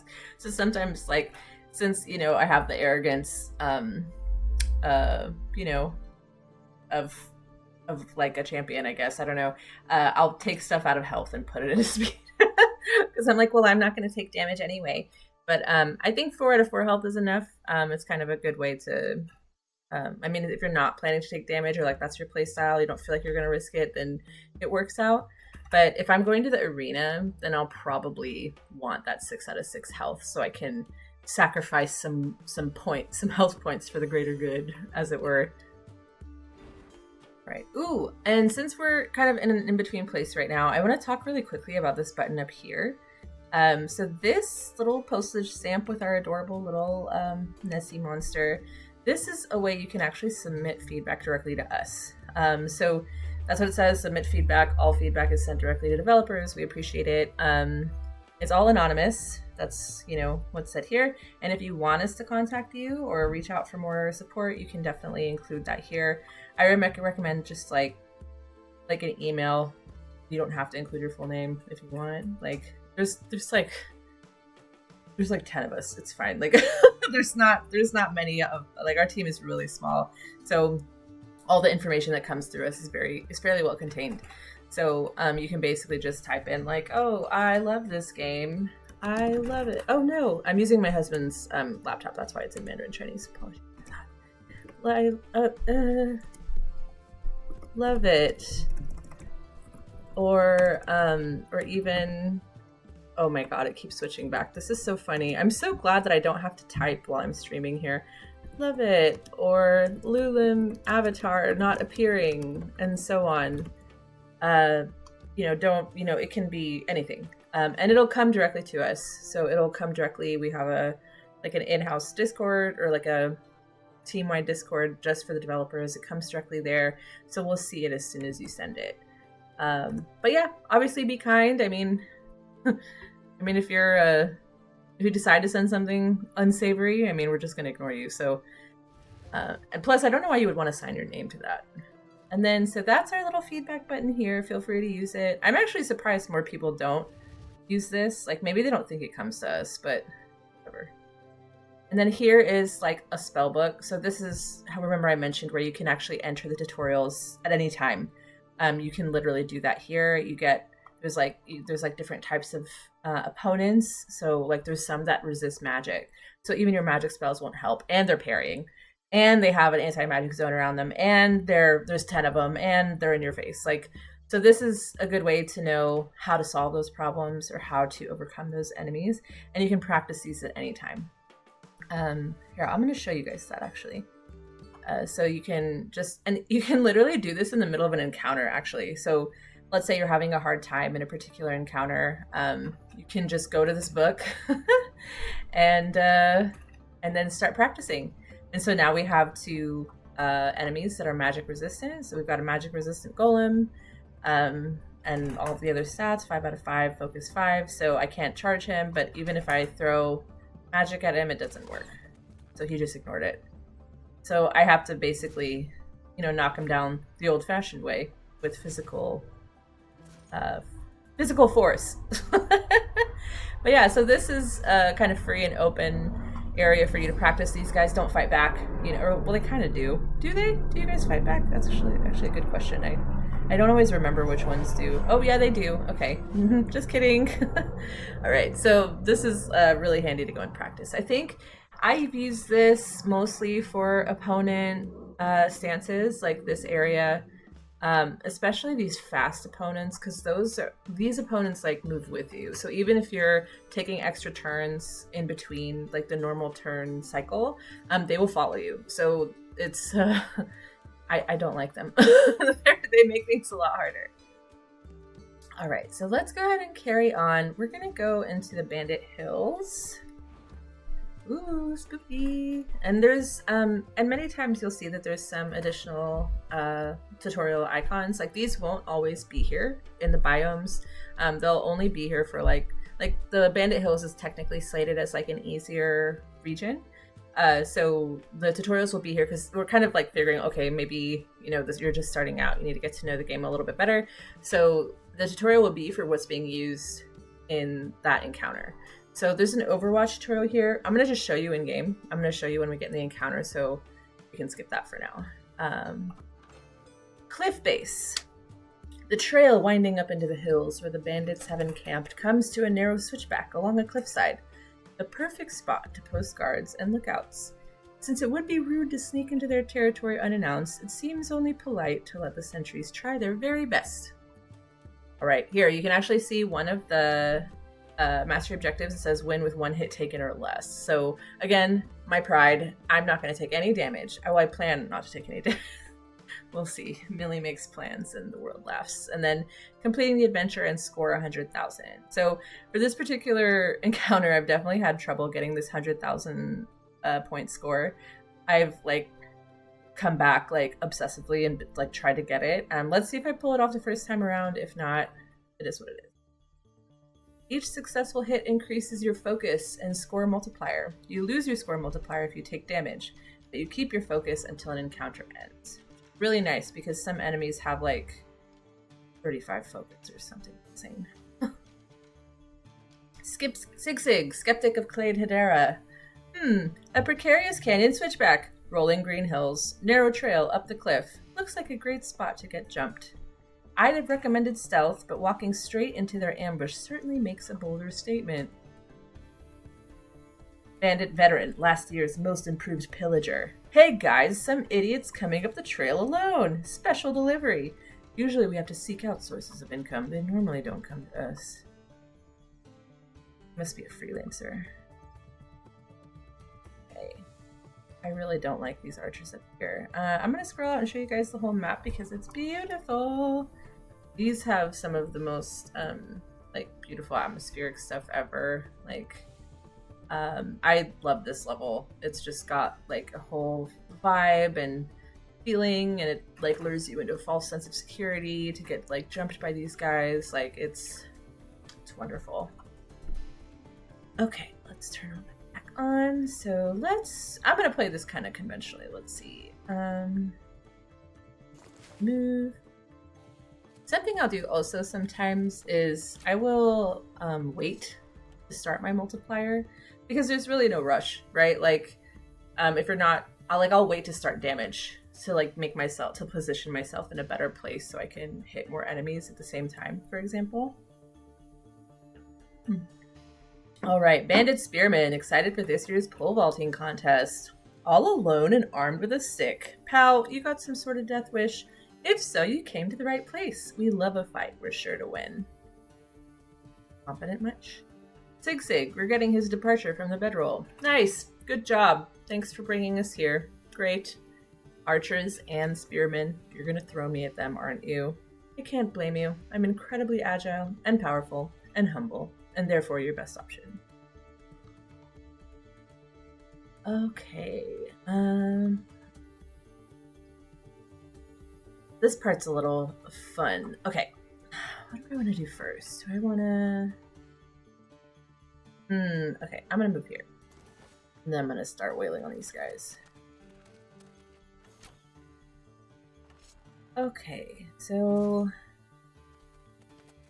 Got this guy. Ooh, they're perfectly lined. Oh, I can't grab him yet. So, my first instinct here was to grab this guy and throw him down at everyone else who's waiting, because they're all perfectly lined up. They're like ready. They're ready to be knocked down like bowling pins. Like they're so ready for that. But because this guy has more focus, he has the same actually as me. I've got 3 focus and he's got 3. I can't grab him. Unfortunate. But you know what? I have 5 turns, so we're gonna knock his focus down. I don't know if he's not gonna survive it. I think I'm gonna knock him out before it's over. It doesn't matter. All right, so he's gone. Yay! All right. You know what? I need to pay better attention to my move variety here because I get a little... Let's grab him. Oh, excuse me. All right. And grab and throw.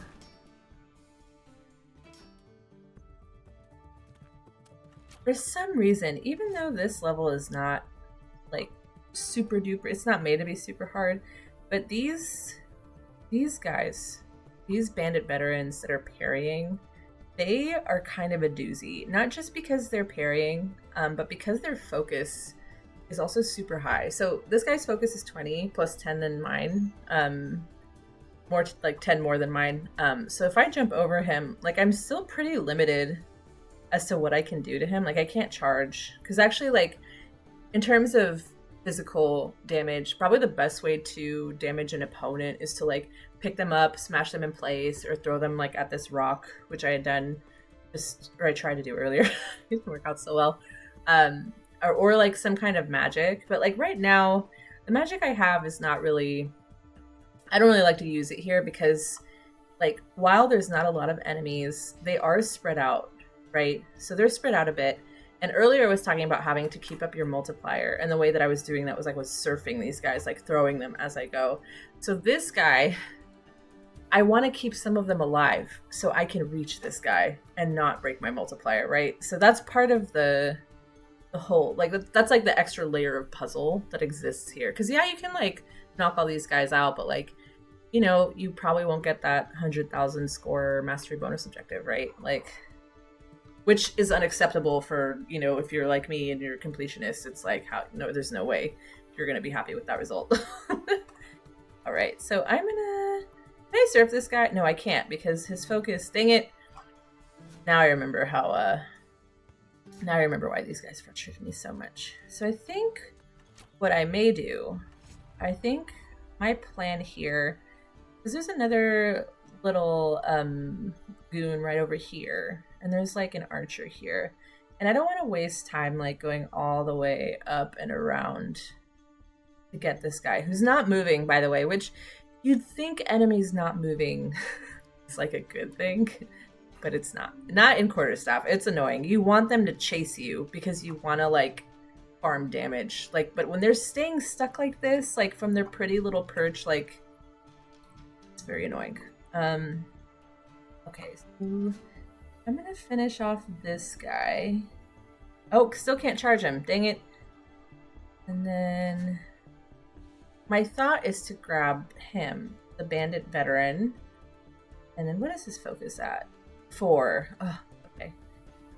I'm thinking to grab him and then like surf him up here because I want to save my. Here, I'll show you guys what I'm doing, but I'm gonna move over here to build up my focus a little bit. I think that'll help. Yeah, if I build up my focus, then I can grab him. Oh no. I'm on my last turn. I see. Well, you know what? Let's do this because this is fun. I just like hit them all in a row. A little self-indulgent, but that's okay. Oh, you know what? I'm going to try defending here, and it's going to let me take my turns because my defense is 2, and the damage was only going to be 1. Yeah, so I get another... Did I, like, rock myself into a corner here?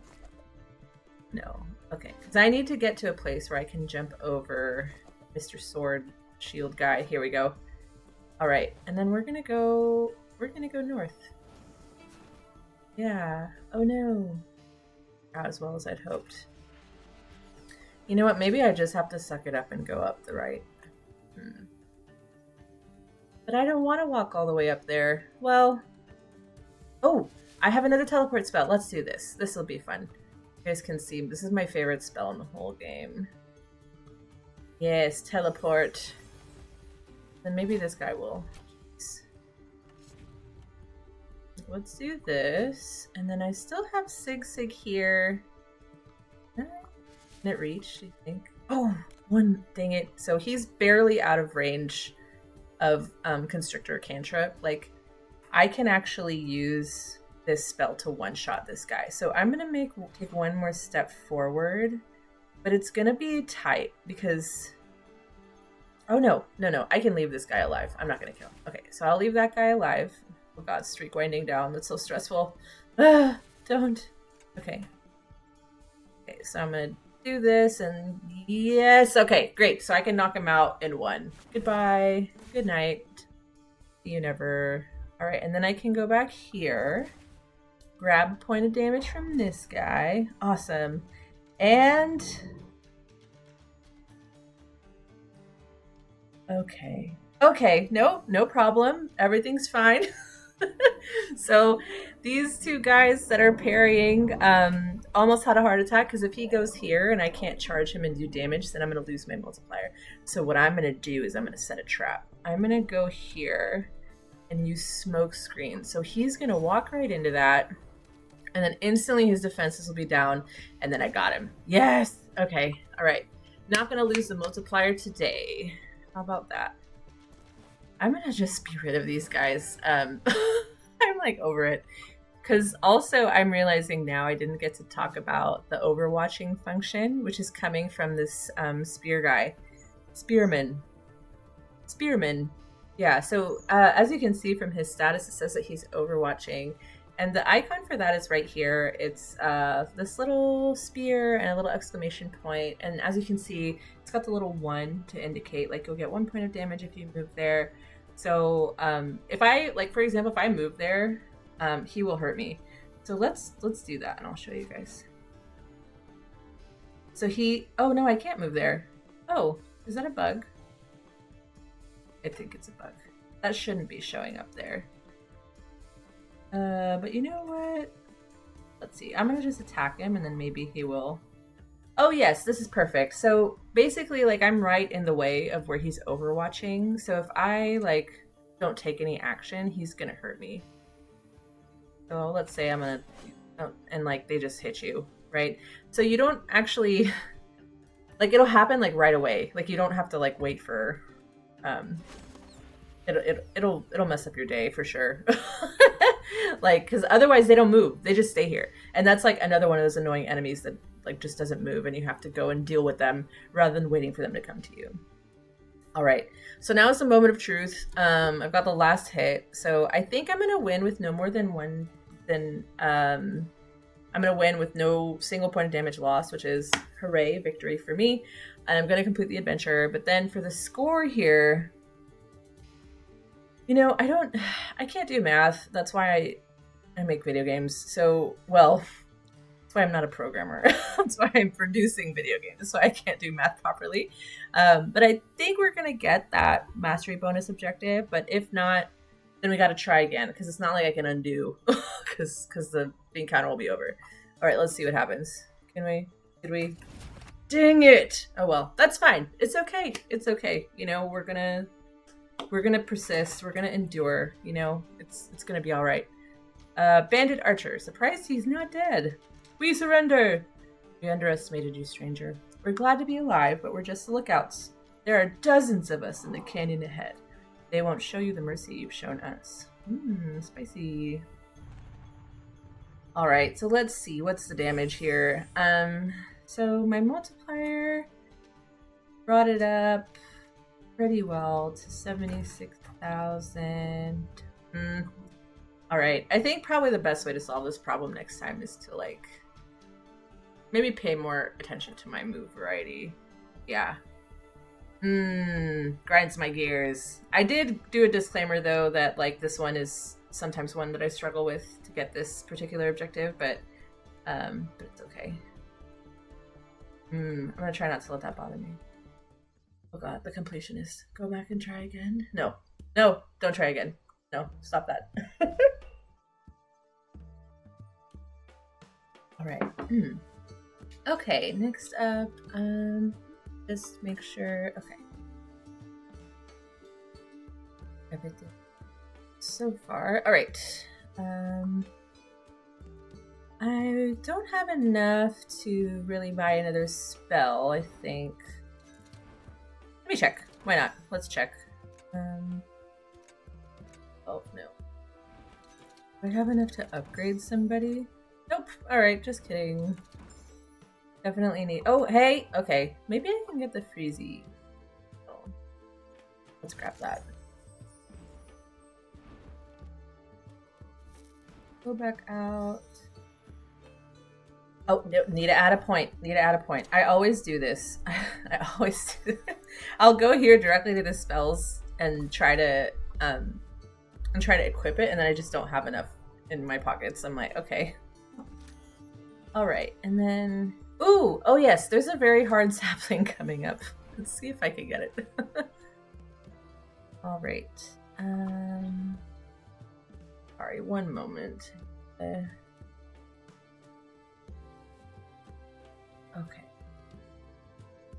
Apologies. Also still attempting to work. Okay. To work. Attempt being the key word here. All right. Next step. Yeah, so there's a speed sapling here.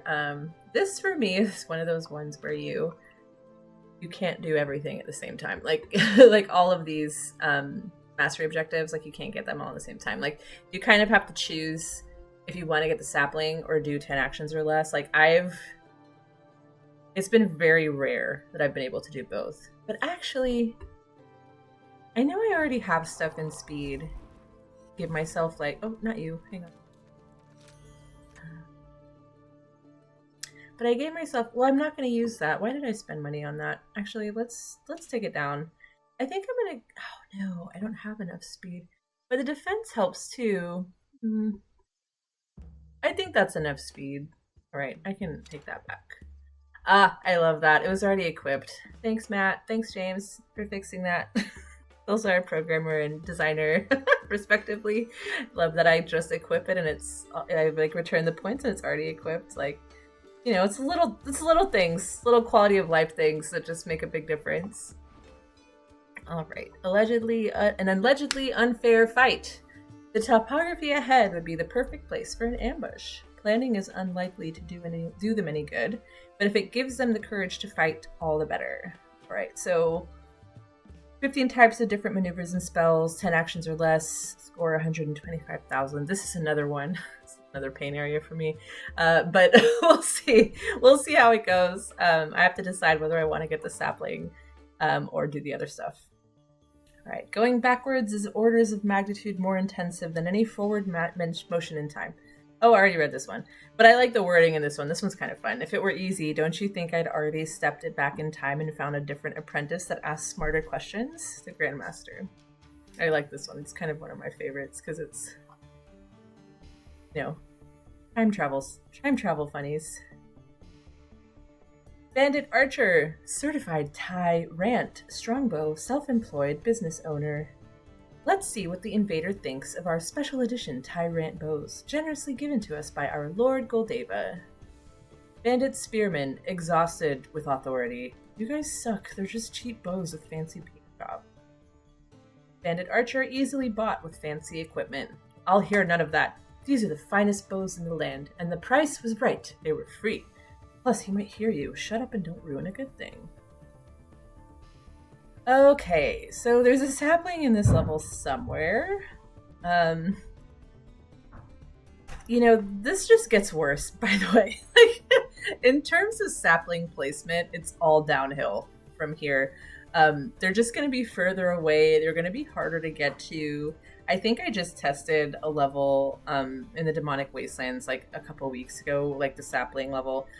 Like, was sort of like downright evil, but in a good way. Like, in a good way. The nice part is, like, you know, you can try as many times as you like. You can, you know, sit there, figure it out, adjust your skill points a little bit.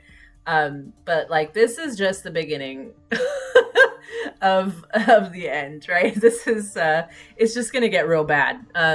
Because, you know, these levels are pretty small, but like later on, once we get to the locked content, they're going to get much bigger and much more challenging. And it may seem overwhelming right now just because I know that there's like a lot of information here. There's a lot of different techniques to learn, a lot of different places. Like, there's so much to absorb. But once you absorb it and like get it done, like, you're going to be thirsting for something more difficult. Oh yeah, sorry. Let me see. Oh, hi, Elin. Thanks for joining. Excuse me. Glad you made it. Yes, we are in the middle of the Bandit Hills. Elin is one of our artists. She's been helping us with the biomes. I'll give you another shout out once we come out of here and go to the Bandit Hills biome.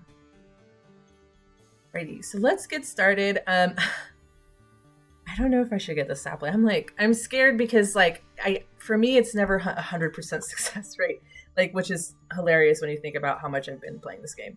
But sometimes I'm like, I got it, and then other times I'm like, this is not going to be good. So let's try. It'll be fun. Let's give it a shot. All right, so I'm going to defend here. Ooh, maybe I can hit this guy right away. That'll be nice with the technique. Not gonna. Oh no, it didn't. Oh, did it?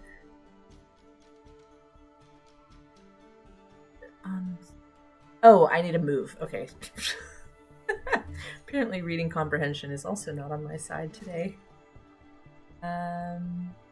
Alright, so I need to get some... alright, so I want to get some flourish, because basically my plan is to use a teleport from Ash of Mandrake and the teleport from Thorny Brambles to get my butt over there. Because it's... there's no way you're going to get there in time. Because, by the way, I forgot to mention, this expires on turn 4. And right now we're already on turn, 1.4, so I need to get over there, pronto. Alright, so let's go. Let's give it a shot. I'm going to use Ash of Mandrake first, because these guys don't walk. Remember, annoying, unmoving enemies. So they don't move, so it'd be kind of useless to lay down Thorny Brambles because it's a ground hazard, but they have to walk on top of it. That's for it to work, they have... I feel like that's pretty fair. Alright, so, alright, teleported here. I'm gonna farm a point of damage from him to keep the multiplier going, and then, okay, this might be a risk, but maybe I'll take it, because right now, I can't teleport again because I need Flourish. So I have two choices. I can either, dash to this second place, dash over here, get a hit of damage from this archer, or I don't know that there's going to be any friendly fire. Because normally these guys that have the, I'm sure you guys see this big line of double damage here. It's because they have those crossbows, or not crossbow. They have the super powered strong bows, and they can do friendly fire, so they can actually hurt each other. So I don't think that that's gonna happen here. Sometimes I don't think that's... No, they didn't hurt each other. So I'm gonna undo. God bless that undo button. And then I'm gonna just keep going. And then,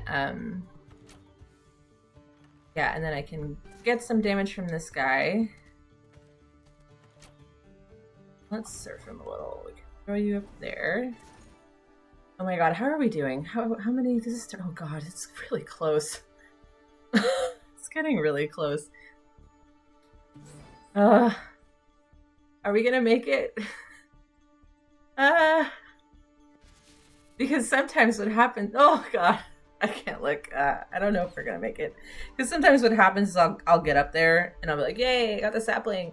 And then all my spells will be totally exhausted. And then I'm like, okay, so now I have to slowly make my way back to all these enemies. Because, there's enemies here, and then there's enemies all the way back over here. Because normally what I would do is I would just, start here and then just go around into this, spiral and just go through and, clean them up. But because I've got the sapling, it's kind of disruptive to the flow, if you will. So... Oh man, okay. Well, let's see what happens. There's still hope. It's not over. Okay, how about now? Can we get there now? Dang it! Okay. Cancel that. Oh my god. I think I have to break my multiplier. But then if I break my multiplier...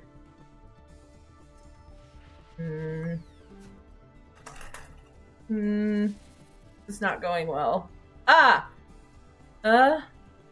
Okay, well, let's try. If anything, you guys get to see the animation of this thing wilting. You get to see me. Oh, yes. Okay. Got it. Oh my god, I don't believe it. I really thought that was not going to work out. Sig, occasionally capable of compliments. I saw the sapling behind the overzealous archers, difficult terrain, and grouchy bandits, and thought there was no way we were going to make it over there in time. But color me surprised, you are on fire today. That is true. This is one of maybe 3 compliments Sig Sig gives you throughout the course of the game. All right. Yes, we did it. I don't believe it. Thank you, Elan. Thank you for the words of support. All right, let's carry on. Okay, how many? Do I have teleports to spare? This is actually shocking. This almost never happens where I get the sapling and then also I have magic that's not on cooldown, so I can just like live my best life. Like, I think it's because I overcompensated by putting a ton of points into speed. I think that's what happened because I had more more moves per turn. So that, I think that helped me get away with it a little bit. Okay. All right. But I did break my multiplier. Whatever. It's fine. It is what it is. Okay, let's ooh, friendly fire. Yeah, get him. Here, I'm gonna defend. And then the guy down here is gonna get... Oh, no, he didn't? I messed up. Oh, you know what? I thought it was coming from the other guy behind him. That's alright. I'll give them a chance to pummel each other later. Oh, dang it. Not the Overwatch. Okay. I was gonna go here, because I want to get rid of this archer over here, but I need to move a little closer. So I guess I'll go down here. I probably shouldn't be playing like this, because I do this all the time when I'm by myself. Like, even like Cal Rush will be like off screen, you know, and I'll be like, oh, let me just... I need to get used to the fact that other people are watching right now. Because you probably want to keep eyes on him. All right, so we're gonna go here. Yes, okay, so I'm gonna like one-shot this guy because I can't stand the archers that are so far away. They are the worst. Do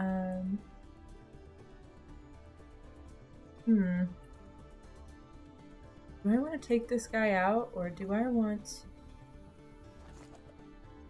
Well, I guess I'll take him out. Why not? Just because... Oh, yes. All right, we're good. Yeah, I can just defend here, keep the momentum going, because it's only 1 hit of damage, and my defense is 2.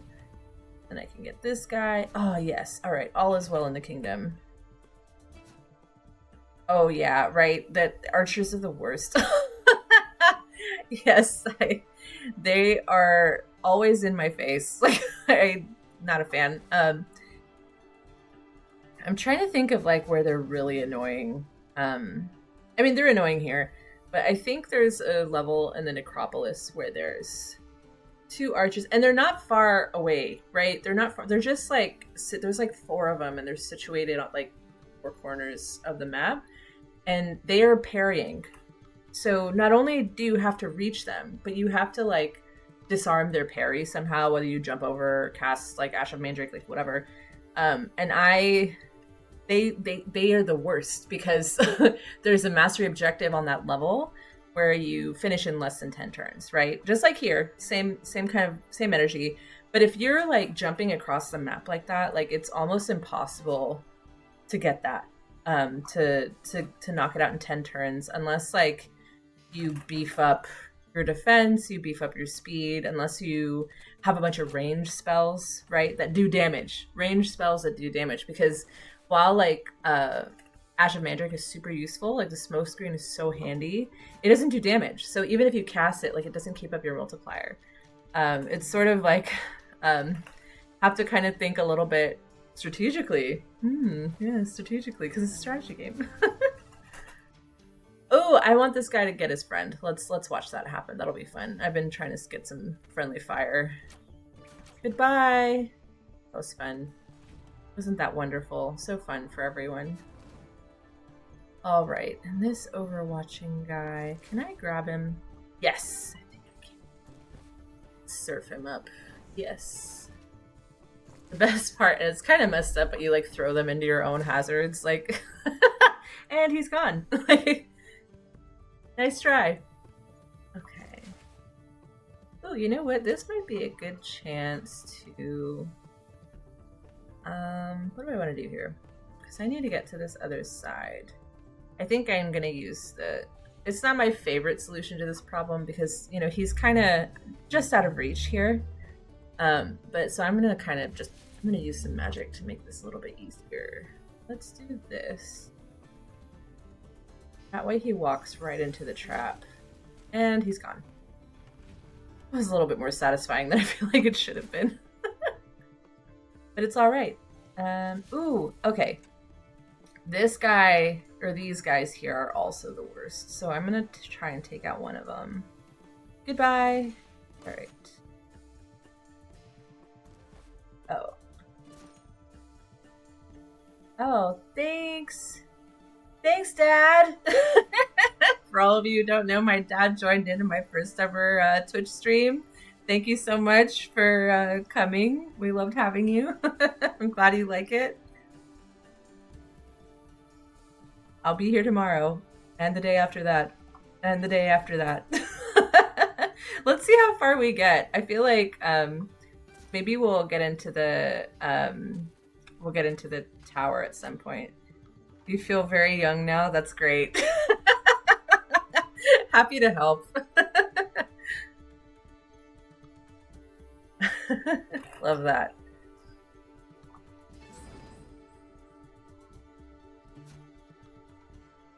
All right. Cool. Let me see. Oh yeah, and just as a reminder, I think for today's stream it ends at 5 o'clock. So I think we're in the last hour. So I don't know how many people are here. If you guys have any questions or any comments or just want to chime in about the development process, like feel free to ask me. I feel like I've gone over a lot, but there's definitely a lot of blind spots when it comes to talking about a game that you've been playing aggressively for almost 2 years. So yeah, there's like, this is an open forum, so feel free to ask questions. All right, and charge and overtake. Let's knock this guy out. Okay. All right. I love that you made an account, Dad. That's great. I was worried you weren't gonna bother, but it actually helps to like have an account so you can comment and chat a little bit.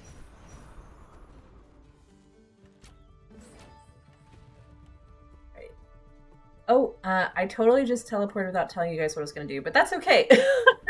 Basically, since this guy has shown himself to be running around and very, very mobile, I'm gonna just let him come to me. So I knocked out. I need to like curb my language because nobody actually dies in this game, which is sort of part of the point. Like, there's no blood, there's no gore, there's no like, like as the player, you're not really like killing anyone. There's hints at Cal Rush's backstory, but I would love for you to explore that on your own rather than me just like regurgitating lore at you. Okay, so I crushed the other 2 archers. They're knocked out. They're out of play. So I'm going to go and beat on these guys who haven't moved at all for the whole duration of this encounter.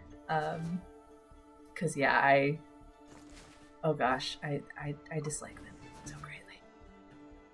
Okay, and then maybe here I can show you guys what an example of like this overwatching thing is. So this guy is the one who's overwatching.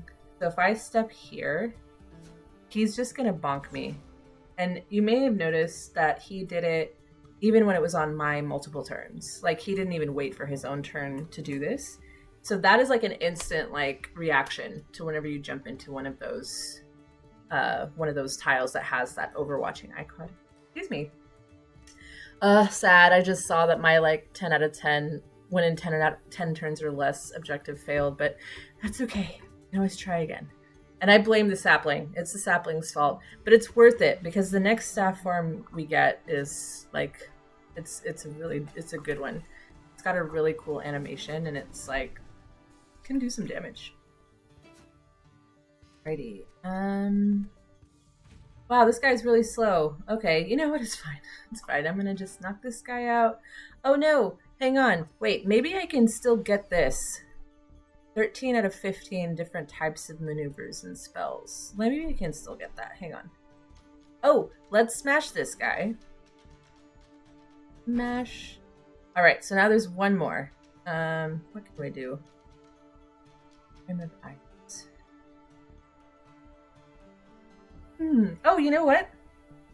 I can just do Familiar Strike. Let's just do that. This is the basic spell. Ooh, that's also another good tip. If you're trying to get a good move variety, the different versions of the spells, they each count for 1. So I can cast the normal spell, and that counts for 1, and then the Flourish version also counts for 1. So that's like a great way to maximize your move variety. All right, and I think we're done. Yes? All right. Now I'm like overcautious because I forgot about that one guy in the other map. Bandit Spearmen will live to see a second defeat. I can't believe it. No one's ever gotten past our ambush. This is the first time we've ever lost. This is also the first time we've had no casualties. All right. Ooh, you know, this one might be kind of fun to watch the instant replay for. Let's do it. Dang, I still didn't get that score. Ooh, it burns. Maybe I'll come back later. No, I can't do that. I want to show you guys new stuff, not stuff that we've already been through before, but just 1 out of 3. Nope. All right, this is an instant replay. Let's speed it up a little so you can kind of watch Calrush do their thing. Just jumping across the board. Dang, it's kind of wild how quickly, how far you can move just throughout the course of a single encounter. And also, I'm not sure if you guys noticed, but even your undos will appear here. So if you do an action and then hit undo, then it'll show up in the instant replay. Because it still kind of happens, right? Even if you're going back in time for like 5 minutes. Oh yeah. It looks so much cooler when you speed it up.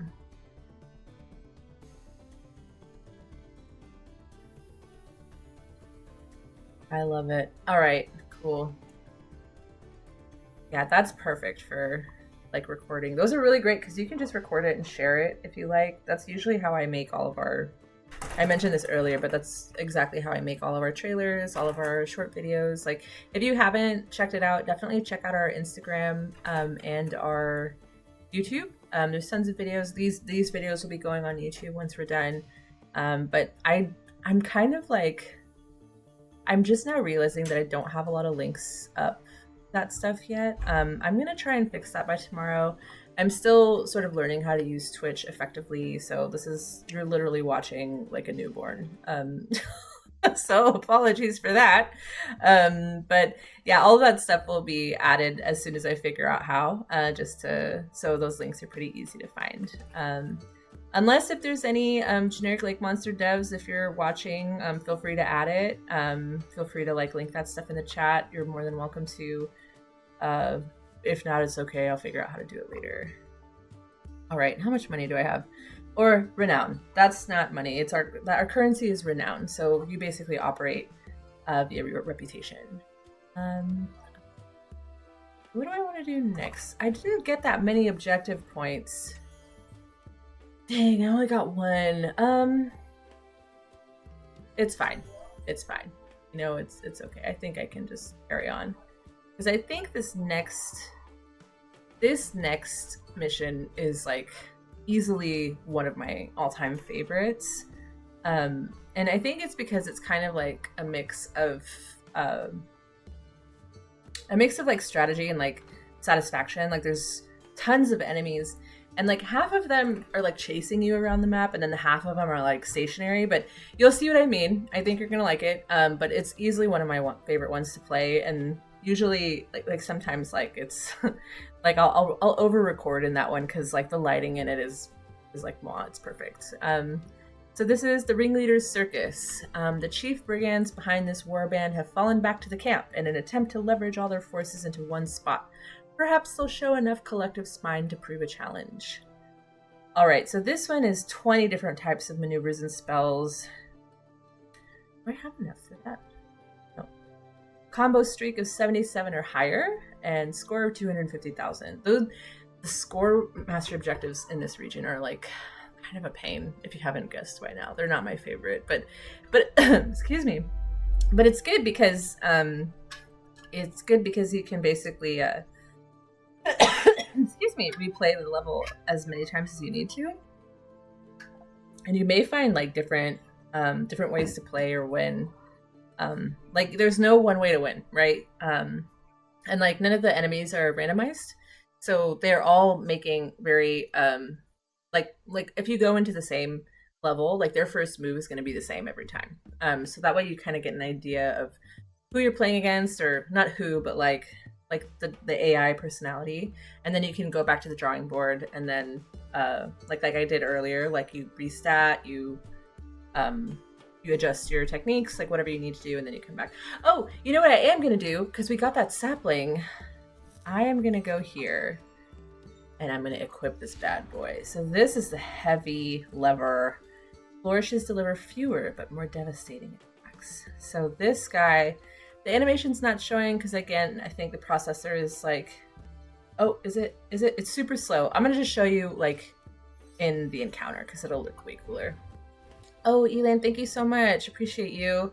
Yes, our YouTube. Oh, no worries. No worries. I feel like typos are just par for the course at this point. Thank you so much for sharing that. All right, so let's go back to the Bandit Hills. Ringleader Circus, and let's go. I think I already read this one before. There's a battle between the ambitions and desires within all of you, and the rules others will place upon you. Your magic renders the rules of others quite meaningless, so be careful what you become. Yes! Oh, I love this level. Bandit Captain, surrounded by halfwits. You idiots. You outnumber this invader 10 to 1, but ran back to our protection without so much as a broken finger. It's stuff like this that led us to be taken over by a lich that turned out to be a wizard dandy with no chest hair.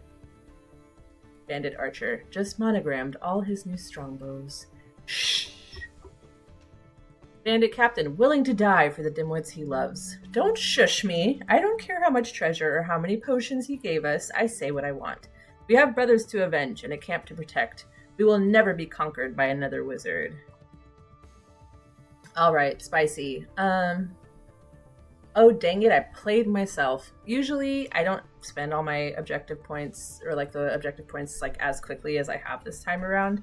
So, those leftover objective points, as I mentioned before, but I'll say it again because you know it's kind of hard to remember. Those leftover points go into your focus, so you enter with the amount of points that you have. So I have 2 spare points, and those translated to my focus here. Unfortunately, this guy has 6 focus, so I can't charge him. And one of my favorite things to do in this particular level is to just charge these guys like right off the bat, and then just, you know, begin like the multiplier, begin the streak, and just like, you know, engage in that little song and dance like right away. But let's take a look at the level first. Okay, so this is the bandits and their little tents. There's 3 guys over here. These guys appear to be stationary. I think the archers are not. These guys are gonna... The spearmen are. Spearmen usually are stationary because they're overwatching. They just set very annoying traps. And then just wait for it. Some some of the archers can overwatch too, and that's gonna ruin your day. And then we've got a lot of veterans that are parrying. They're all like shield, like block, like parrying, and you know, very defensible against your efforts. Then we've got more archers, spearmen, and all right, okay. So normally what I do is I'll knock out this guy, and then I'll just basically go counterclockwise around the map and then just clear these guys out, because these groups, they're stationary, right? So remember, when they're stationary, you have to go to them. Very irritating, yes, you know, but But I'm gonna do something different this time. I'm gonna go against my instincts and go this way, and we'll see how it goes. So I'm just doing it differently for once and see what happens. Okay. All right. So in the mastery bonus objectives, can I do 20? Let me see. That's 3, 6, 9, 12, 14, 16, 18, 20. Oh, I can do exactly 20. Okay, so I have to do everything. And then there's no turn limit, so that helps. And then I think having the move variety will help with my score, which is that third objective. So I think that's all right. Let's do it. Let's party. All right. So I'm gonna just go up here so I can get around behind him. Start doing damage. Oh yes. Oh, Sig, the smug sorcerer. Heh, wizard dandy with no chest hair. That's a good one, isn't it? Does that make you a geriatric goth wizard with festering skin lesions? Calresh, bonded in perpetuity to a tiny agitator. Sig, tiny agitator. Fine, weeping skin lesions. Have it your way. No matter how many wasting diseases you've collected, you'll be able to beat them without breaking a pus-filled sweat. So encouraging. All right. Let's go for it. Step and slash. So these guys are following me. So I think... Elin, thank you so much for those tips. I appreciate you so much. Thank you. I thought I would have enough time to figure it out, but I suppose I was a little frantic this morning. But okay. I think I'm gonna build up Flourish with these guys, and then I'm gonna immediately try to escape them. Because they will follow me, and these guys will not. So we're gonna do some of this. Let's start the time. So I'm gonna teleport over here, and then I can get started on these guys. So we're gonna do that. I think at some point I'm gonna start grabbing them, so I can start getting that variety bonus. Can I grab this guy? Yeah, let's grab him. Let's throw him at his friend. I can't wait to show you guys the necropolis. That might be tomorrow. Yeah, I'll probably pick up just where I left off today and then go to either... I don't know, we'll see. We'll see. Okay. Throw him at his friend. Knock this guy out. Excuse me. I didn't realize how much you talk during streams. This is funny. Right. Oh, can I charge? Yes, let's charge. Did that pop? Yes, okay. And then, I want to wait until I do the flourish, but let's do this. Grab this guy. Oh, great. He's not overwatching anymore because I just heard him. So I'm going to throw him. Okay. And then I think if I throw him at... Oh, no. I think I'll knock him out if I do that. Isn't it wild that, like, even though you're fighting these opponents, like, you're often leaving them standing, like, so you can use them later? It's kind of interesting. It's kind of like a weird way of thinking, because, like, obviously the objective is to defeat them all, but in some cases you have to not make sacrifices to, like, keep everything going as it should. Okay, push, slam, and smash. I'm not stoked on this. I don't like the way this is going. I'm gonna undo. I'm gonna put you over here, actually. That. Let's do this. You know, these parrying guys caught up with me a little bit faster than I thought they would. Because now, like, I need to do damage and... Alright, I guess it's time to do magic. Let's do it. So you guys are about to see in action, like, why this is the best spell, why Seed Pouch is the best spell. I used it a little bit in the previous mission, but those guys weren't really walking around so much. So the benefits of being able to walk around and, like, enemies chasing you and, like, damage, like, them taking damage without you having to be near them is probably the biggest bonus of this whole game. Like, I think like that's sort of the answer to beginning to really understand the mechanics and to really understand how you can get through like the more difficult levels, because theoretically this is a more difficult level. In one of our early play tests, I think many players were complaining that they were just running around, right? They weren't able to really digest the spells, the techniques, the skill points, things like that. And that was partially on us because our tutorial was a little bit bloated. And so after we distilled all that information like throughout the game, we started to get much better responses to people easing into the gameplay rather than like sitting through a tutorial for like an hour and a half. But I think that was like a nice way to get all the information out in the open. But I almost feel like the gradual disclosure, I think people resonate with that a little bit better. But then for those of you who want to learn everything all at once, feel free. Like, we've got this spell book here. You can dive in and stay there as long as you like. All right, so where are we teleporting to? Did I? Wait, okay. I was talking too much, so I forgot what I was doing. I don't want to go too far because I still want to. Yeah, let's just go. Let's do this. I know we didn't move that far, but it's okay. It was by design. Oh, see, this guy's fast. Oh, gosh. So this guy is fast. So he even though it's technically like I'm in my turns, I'm taking my multiple turns, like he's still gonna come for me. But you know what? It doesn't matter because I'm gonna go right here and he's gonna walk right onto my thorns, so it's fine. Oh no, he didn't! Rude. Okay, it's fine. I didn't. Alright, let's do this overwatching and maybe I can smash him in place. Yeah, I got another one. Okay, so that's 10 out of 20. Oh my god. Alright, and then slam. Slam. I think slam is against a wall. You know, sometimes I forget. Even I forget. What is slam? I'm gonna look here. I told you this would come in handy. Slash charge, defense dagger, over to... shove and slam. Here we go. Slam. Okay, I need to throw him at something. Right, that's right. I figured that was it, but never hurts to double check. I don't know if you guys, like, whenever you play a video game, then you, like, put it down for a while. I mean, obviously that hasn't happened with Quarterstaff for me because that's my day-to-day. But sometimes, like, I'll go months without playing a game, and I won't remember how to do anything when I go back to it. So, right, here we go. The slam.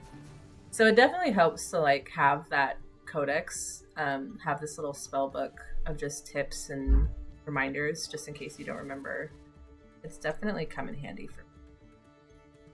There's one more. Oh, you know what? I'm gonna take a gamble. I'm gonna go right here because I want to knock out this guy because he doesn't move. I'm gonna knock out this guy before I carry on through the rest of the map. I think the smoke screen should disrupt this guy right.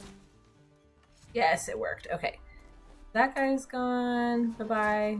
And then I don't think there's any more spear guys. I can't tell you how many times like I thought I knocked out all the spear guys that like don't move, and then there was like 2 of them left over, and I'm like on the other side of the map. So like I've had this like glorious multiplier of like 150 and ready to end the game, and like, oh, I have to break it all just to travel over to the other side of the board. All right, I don't want to farm these guys too. Oh, it's fine actually. You know what? Maybe I will surf. Not well. I'm gonna go right here. I'm gonna move down to this next little. And speaking of like crossing the board, these archers, traveling to them is a pain. So it's situations like this that the ranged magic really comes in handy because I will literally just grab Sig Sig, or like the familiar strike, and I'll do like a constrictor cantrip, and I will just knock them out like that. It's definitely easier, but I can't help but feel like it's like cheating because I don't want to like I don't want to have to carry my momentum as I'm moving across the map, right? Like, because it's like even if I surf one of these guys, like they may pass out before I even get to where I'm going, right? And that is a mechanic that is definitely weaponized in the tower, because you actually can keep your momentum as you go through each floor of the tower, which is like that's how I can get like, oh, that 800 multiplier, the 1500 like that's how you can get it so high. But at the same time, like things get complicated whenever like you're like just the wrong number of tiles away from the stairs. Like just one tile, like it's a little excruciating when you get that far and then it's like, oh, I just barely missed it, right? You almost saw that in action with the sapling where I like almost missed it, but okay. I'm waiting for Sig's cooldown to end so I can throw him at that other archer. I think we're almost there. That is sort of the downside to having multiple turns, though, is like each turn is longer, so then your spells cooldown feels like it lasts longer than it actually does. But obviously, like once you upgrade your spells in the market, the cooldown will be reduced, and I think the range, you can increase the range of your spell. Yeah, that's the other perk. Ooh, flourish! Let's do a flourish. I have 2 anyway, so you guys can see the heavy flourish because this is also one of my favorite animations in the whole game. Awesome! I love that. All the stalagmites, they make me so happy. I definitely record that one a lot. Like you probably, if you've seen our Instagram stuff, you've probably seen that one a lot because it's definitely one of my personal favorites. All right, is Sig back yet? Dang it, he's not ready yet. Okay, I need to start up. Like I think after I'm done with this region, I will be able to upgrade some spells. But all right, I need to start using some of my. Let's do this. Let's use Rime of Ice. Oh! Bandit Captain, realizing his peril. Okay, sorry mates, I should have believed you all when you said a magic hobo overran your position. Fire when you've got a shot, lads. Our humble visitor is clearly a serious threat. God is finally taking me seriously. Oh yes, streak of 77. Alright, 1 objective down. I am getting a little complacent here, though. I need to move a little faster with using all my moves because sometimes I'll forget to pay attention to it, and then by the time I'm like addressing it again, like there's one guy left with like 2 hit points, and like I've played myself, you know. Let me see. What else do I need to use? Of course, all the flourish ones are done. Like.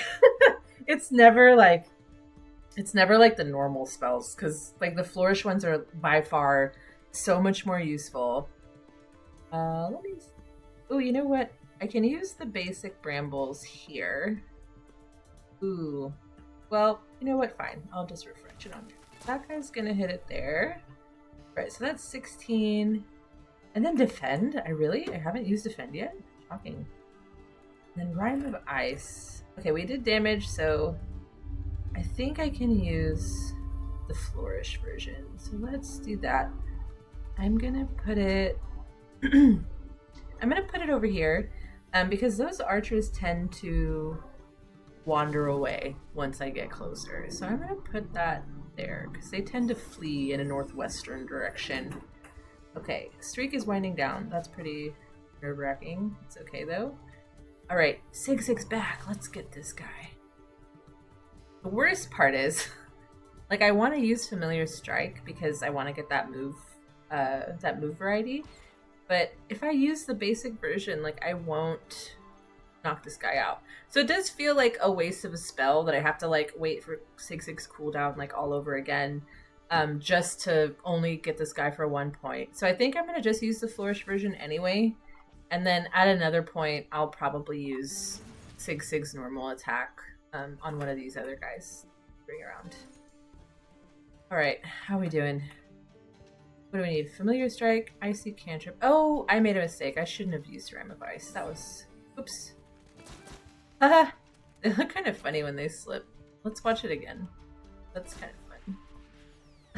I don't know why they look so funny when they slip. Bye! I should enjoy that so much. I think that's all Entree, though. Entree animated our enemies, so... he always adds like a little bit of extra flavor or personality, because I mean, it's such a simple animation, right? It's just like a guy slipping, but he added like a couple extra beats where he's like, what is it, like the Wile E. Coyote, you know, just like running in place and then disaster. It's so great. Okay, I think these guys are gonna come along whenever they're ready. I'm gonna start. You're gonna come with me. I'm gonna go over to these dudes. Have I really not defended yet? Well, maybe I can solve that now. And what else? And Familiar Strike and Icy Cantrip. Okay. Dang, all of my spells are on cooldown. That's... Maybe this guy... Oh, no, dang it, that wasn't him. Shoot. Alright. That is also a fun little game to play, is like, which guy is it? You know, I wonder if I can do a directional flourish and still... No, I suppose it's a downside of the heavy flourish, is that it doesn't have as much range. What if I... No, I can't. You know what? It's fine. I think these guys are gonna walk into those thorns and do damage anyway, so let's just go here. Oh no, it's fine. I can do damage here. Alright, it's all good. I have to keep that precious multiplier. Ooh, again, I love watching these guys slip. I don't know why. Sorry. It's a little easily amused, I guess. Wait, did I get the archer at the south? And I got him right. Okay. I was pretty sure I did, but you know, I've been known to forget something right as I'm saying it, so... Okay. Oh my gosh. Okay. What else? I have to defend on this next turn. You have to defend, really. If you don't, you're gonna run out of chance. Plus, it feels good to see that thing get off, like, right when you achieve it. Okay. Yes. Aha! Defend! We did it! Alright, perfect. And then I need a Familiar Strike, so I'm gonna get this guy. 19. Yes, 19 out of 20. Done. Okay, and then one more Icy Cantrip. Let's do it.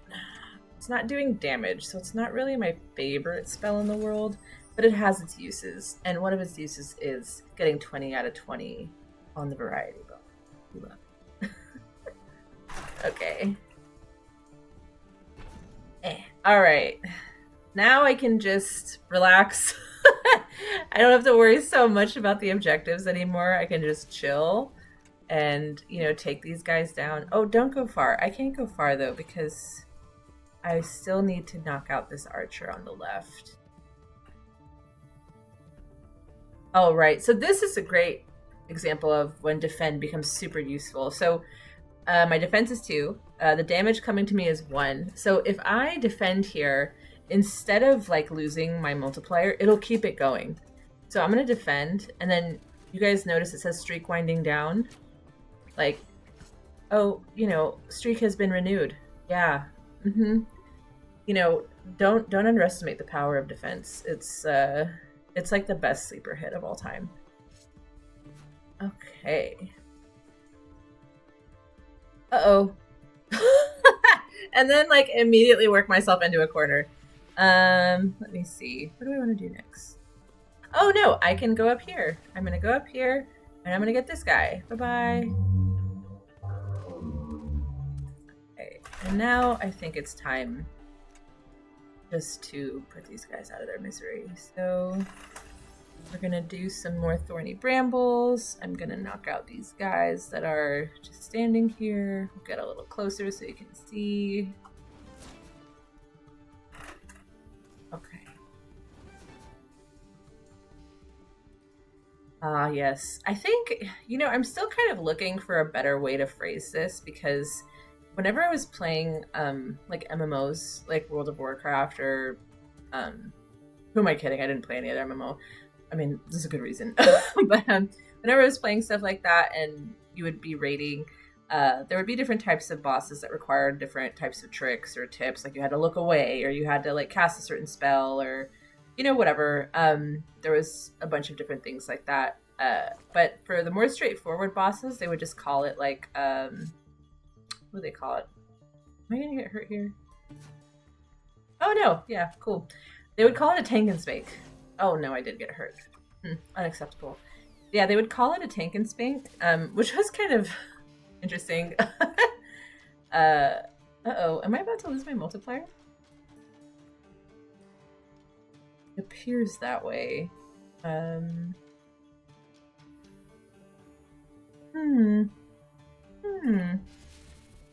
Do some of this.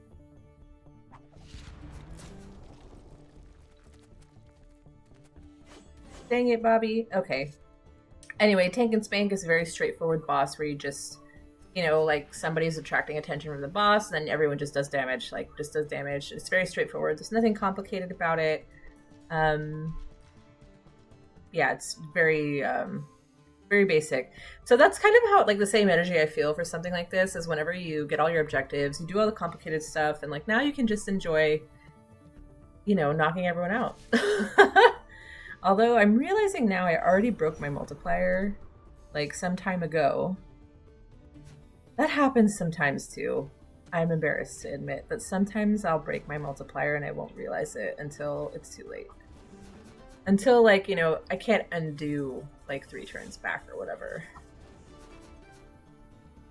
All right. We're back in business. It's okay. Oh, wow. All right. Goodbye.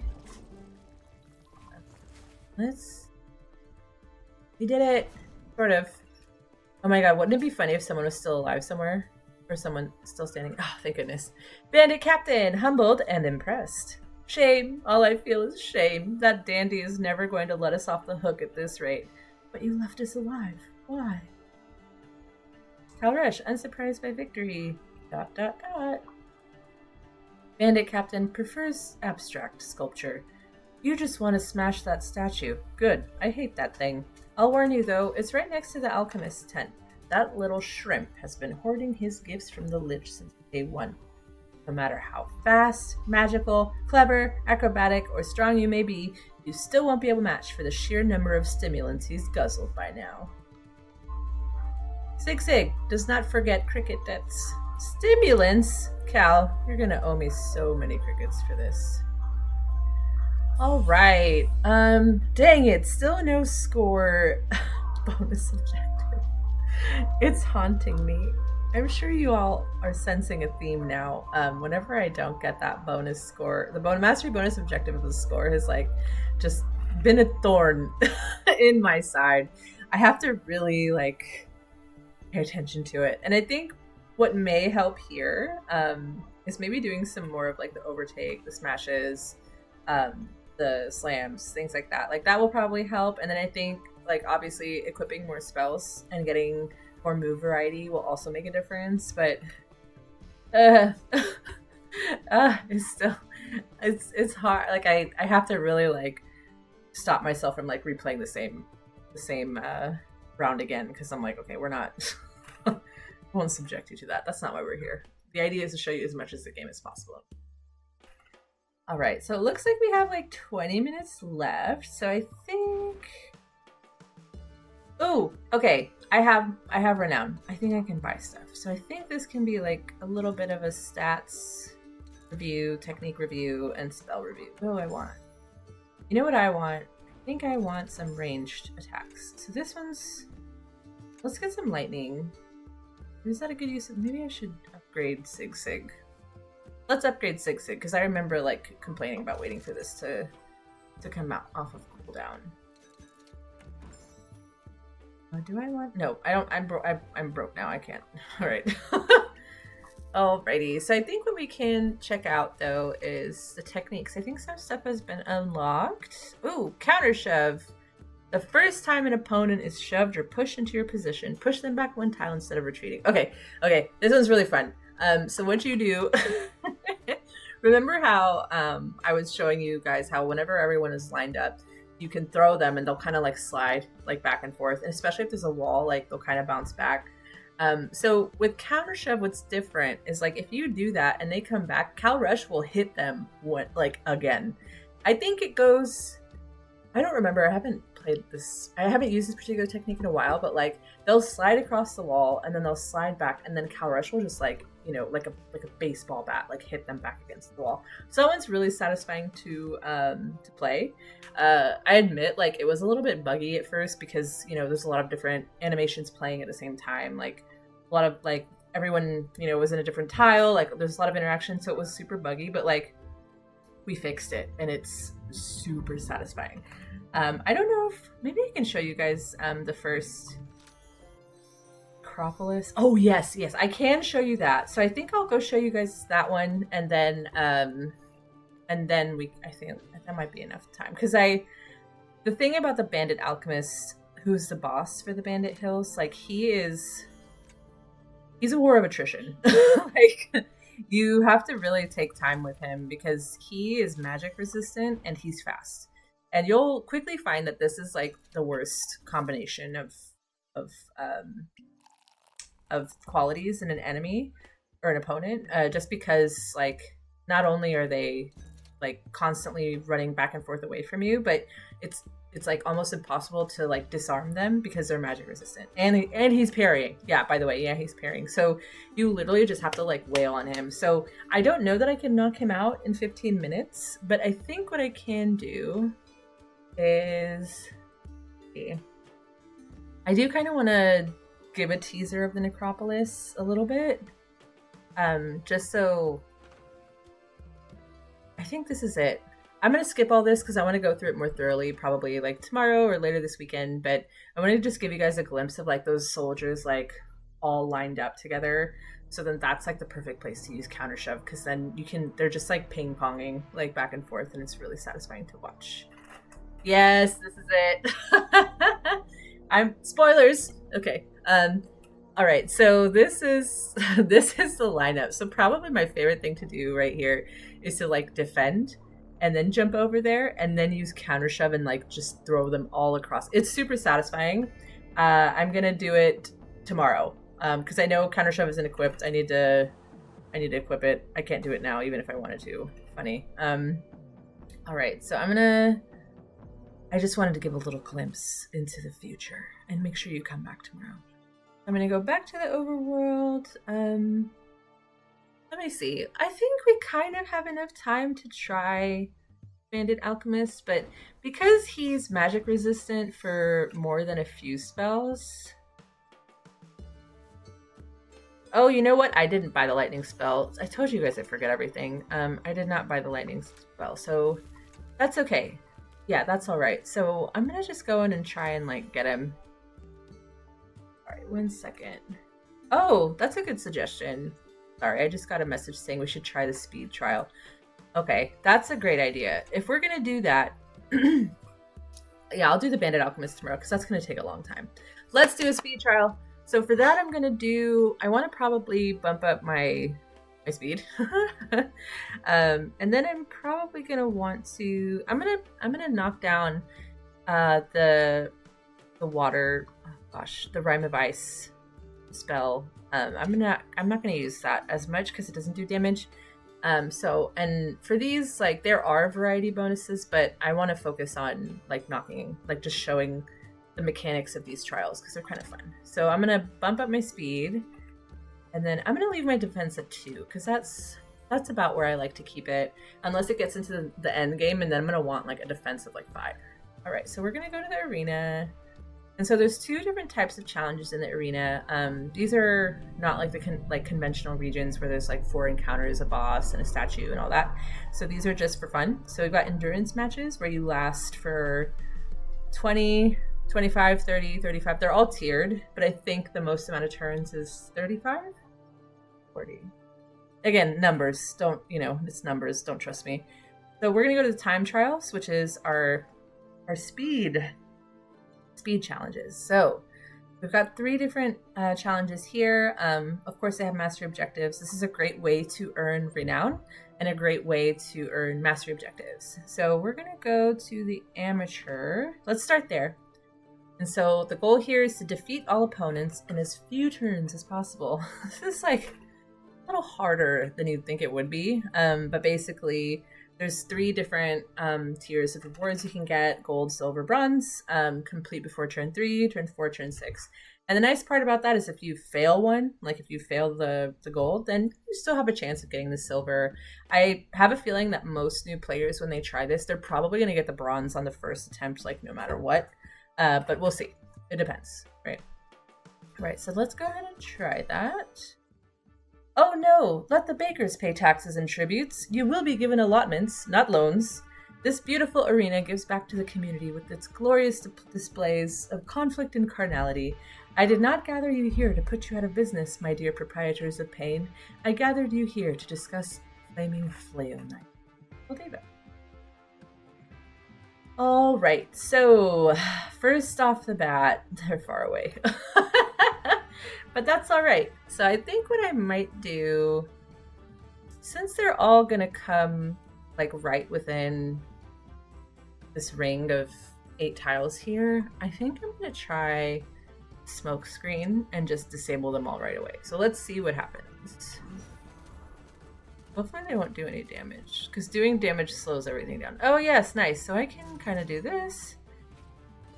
Just start farming some damage, and then build up my flourish. What are we at? Turn... Dang, already. Shoot. Okay. That's right, because that first turn... So maybe the answer is not to... I see. Okay. I think you need a different technique to get the gold. But we may yet still get the silver. So let's see what happens. I think this. Do this.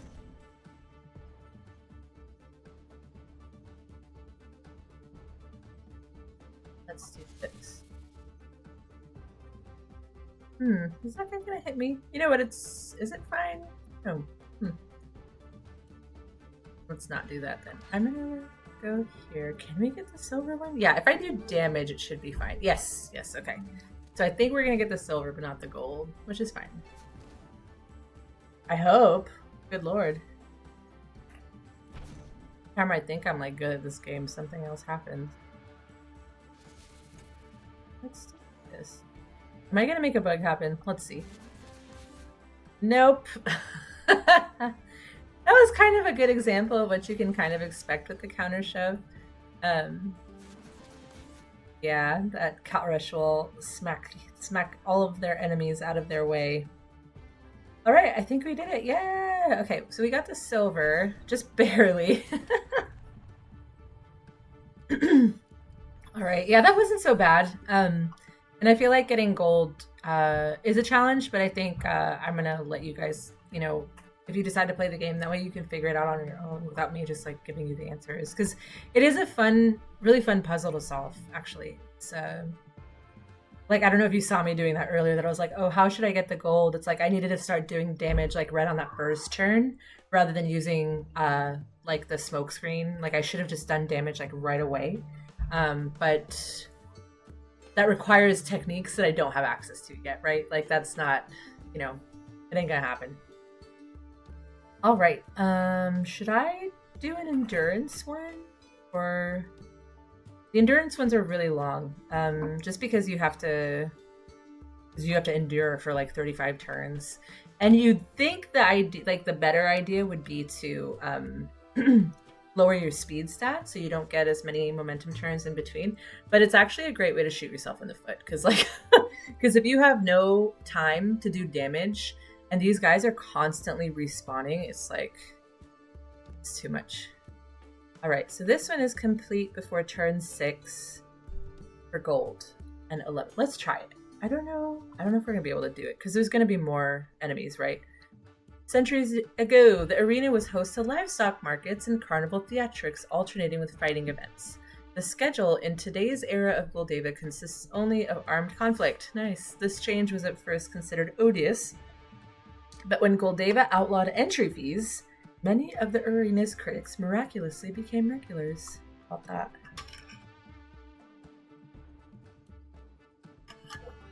Okay. I haven't played this in a long time. Now I'm remembering. Excuse me. Now I'm remembering how difficult this is. Dang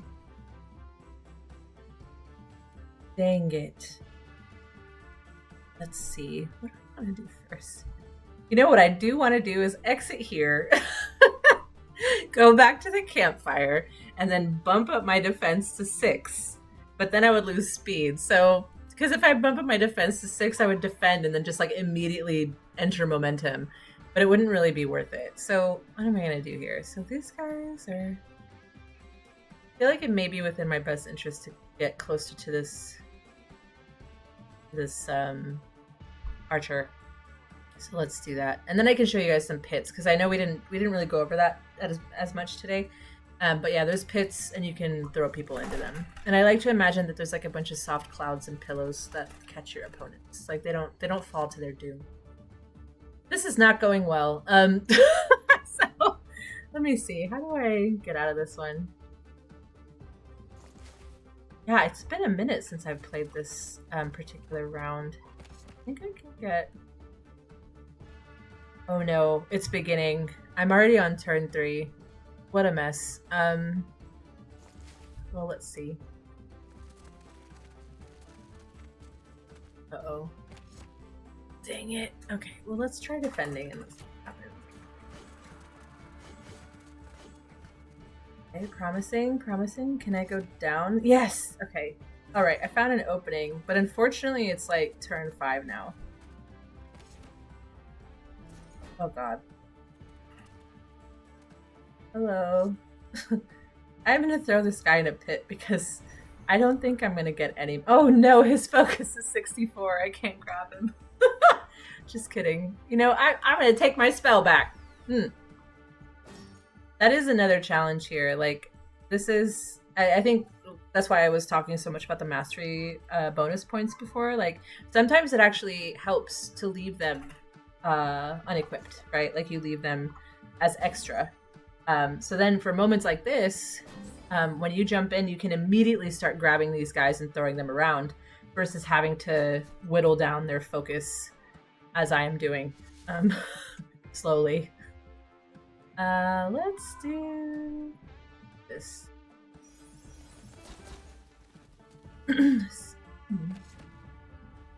All right, and let's grab you and let's throw you in there. Goodbye.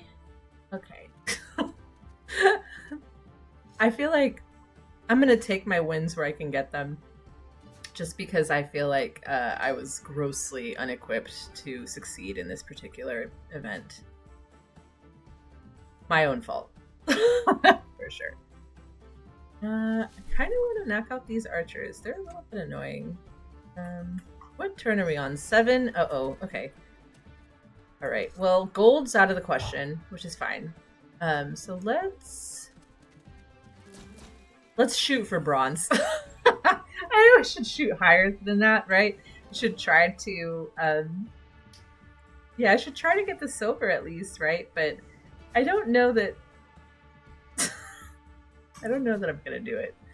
You know, something about being an indie game dev has made me more realistic about my dreams, right? Like, I'm gonna still achieve them to some degree.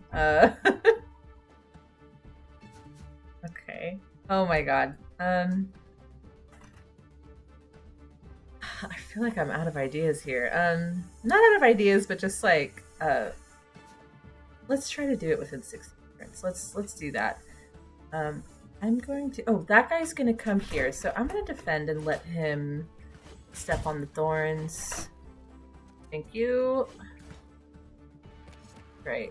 And of course this guy's fast. Yeah, because, you know... And he's parrying. And he's dodging. Alright. Evil. Also, so this guy is dodging is a little bit different than parrying with like the two swords, you know? So if my focus was higher than his, I could actually charge him. So I couldn't actually hurt him like just normally when I'm like going around him, like on the surrounding tiles. But I normally should be able to charge him and like stop his dodging. But because he's got 25 focus more than me, actually his total focus is 70 and mine is 45. So thank God, you know, Quarterstaff does the math for us here. But yeah, I can't charge him. So I just have to, you know, keep whittling away. All right, I'm gonna defend again here because I don't want to go that far. And I see that the guy above me is gonna go left and step into the thorns. Is that's gonna happen? No, it's not gonna happen? Hang on, what did I miss? Oh, that's just he was gonna do damage. Okay, he's not gonna move. That's we're working on the UI. It's gonna get better, so it'll be easier to see. Because right now it's like these red swords here that indicate where an enemy is going to do damage, and it's these arrows that show where they're moving. Sometimes they're like a little bit hard to visually tell apart, but we're going to fix it. All right, let's do this. Why not? Kind of a waste of 2 tiles of thorns, but okay. All right, can I grab you? Yes, I can. Okay. Alright, I'm gonna throw you in here. Oh my god, turn 10. Oh, no, this is what I'm gonna do. I'm gonna grab this guy, and then I'm gonna just shove these guys all into. Let's do that. That way we don't have to bother with, like, whittling them down over time. And one more. Goodbye! And, you know, why don't you go too? Oh no, you're almost gone anyway. Mm-hmm.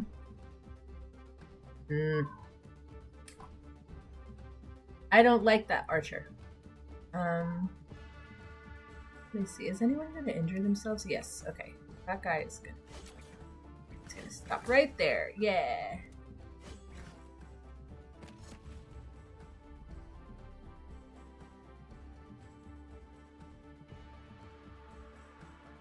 Okay. Oh no, my defense is down. Calrush is tired. That little defense idol. So cute. Even 80-year-old wizards get tired. Hit. Okay, maybe we can make it. I think we're gonna get the bronze. Let's try. Let's do it. Okay. How many? No, am I? No, this archer needs to go down. Hang on. You come over here. We're gonna bring you over here, just a little closer to us. All right, and you. Oh no! Whoops, I moved too quickly. I forgot these guys are fast. Oh no, am I gonna survive? Oh my god, I almost... Oh, it's not hot enough. Okay, it's fine. Let's just defend. It's gonna be okay. When in doubt, defend. Oh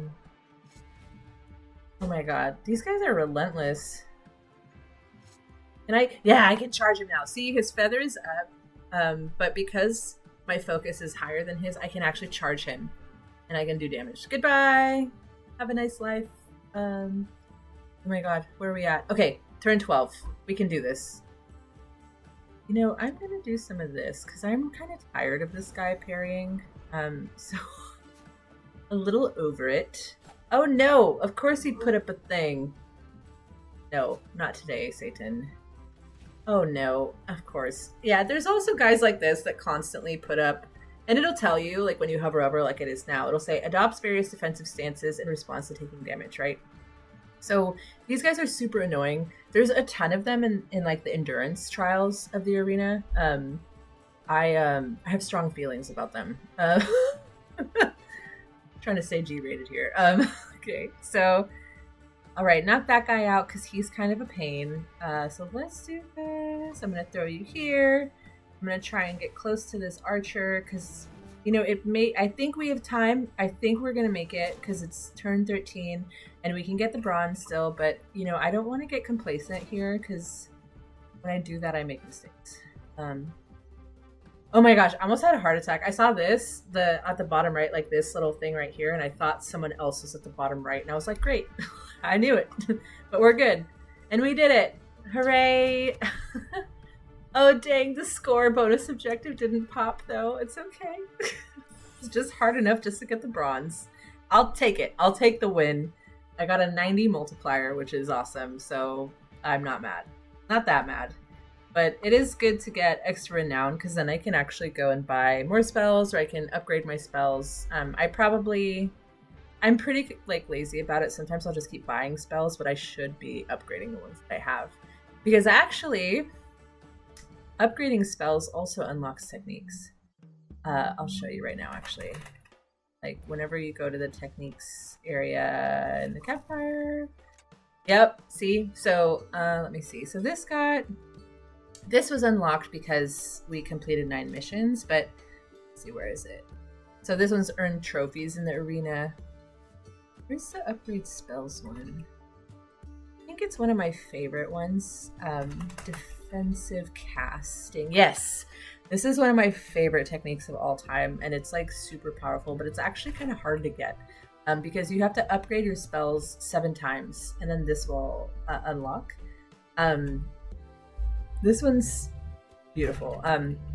Defensive casting. Defend after you cast a spell, unless suffering from defenses down or taking damage from casting. So, well, earlier when I was going through that little mental gymnastics of when I was in the speed trials, and I was wondering, I know how to solve this problem. Basically, what I could have done is equip this, and then I would throw a ranged spell at one of the soldiers, do that damage, and then even though they would attack me, because I'm going to defend right after casting a spell, like I still wouldn't take any damage and I could maintain my multiplier. So I love this technique. Super OP, very hard to get, but it's life altering, and it'll make a lot of the boss fights a lot more easy, not easy, but more manageable, right? Like I feel like there's some encounters like you need special abilities to get through like painlessly, but then I feel like it is possible though to knock some of those out without all these techniques. Like I'm kind of curious once like we have a bigger player base to see the way people are solving problems, because it kind of is like part of your like personality, your decision making, like the strategy that you choose or what you like best, right? Because I think sometimes I'll do streams with the team, with the indie team, and so people will shout out, "Oh, do this next." And I'll be like, wait, what? Like, I wouldn't have even thought to do that. But then it's like a totally different style of playing. And so I think that's what I'm like the most excited about, is to see what different players with their different play type, personality type, like what they make of this, what they make of Quarterstaff. Yeah, it's pretty exciting for me. Okay, so I think it's 5 o'clock. We were scheduled until 5, so I feel like this is a good time to wrap it up. I will be back tomorrow. 2 o'clock, same time. That's 2 to 5 p.m. Friday. And then Saturday and Sunday will be 1 to 4. So there's going to be a time change on the weekend. Just because, I feel like it's like most people are off. So, we can start a little bit earlier. And then Monday will be the last day of the stream, which would be 2 to 5. So, yes, the schedule's up on Twitch. Right now it says like every week, but like that's not true. I apologize for that. It's not going to be every week. I just needed to make sure that there was like a solid schedule that people could refer back to, because I like all this information is on our social media. Like it's on our Instagram, our Twitter, on our website by now, hopefully. So it's all there. So if you want that information, it's there. But I feel like it's just easier to have it all centralized on Twitch, so you can come and go as you need to, and nothing will change. So. All right, well, thank you guys so much for joining me on this stream. I hope you enjoyed it. It was my first stream ever, first official dev stream for Quarterstaff on Twitch. And please join me tomorrow. I'm going to just pick up right where I left off with the Bandit Alchemist boss. And you can watch me struggle over that, because that is always a struggle for me. So, all right, thank you guys so much, and have a great evening, and I will see you tomorrow.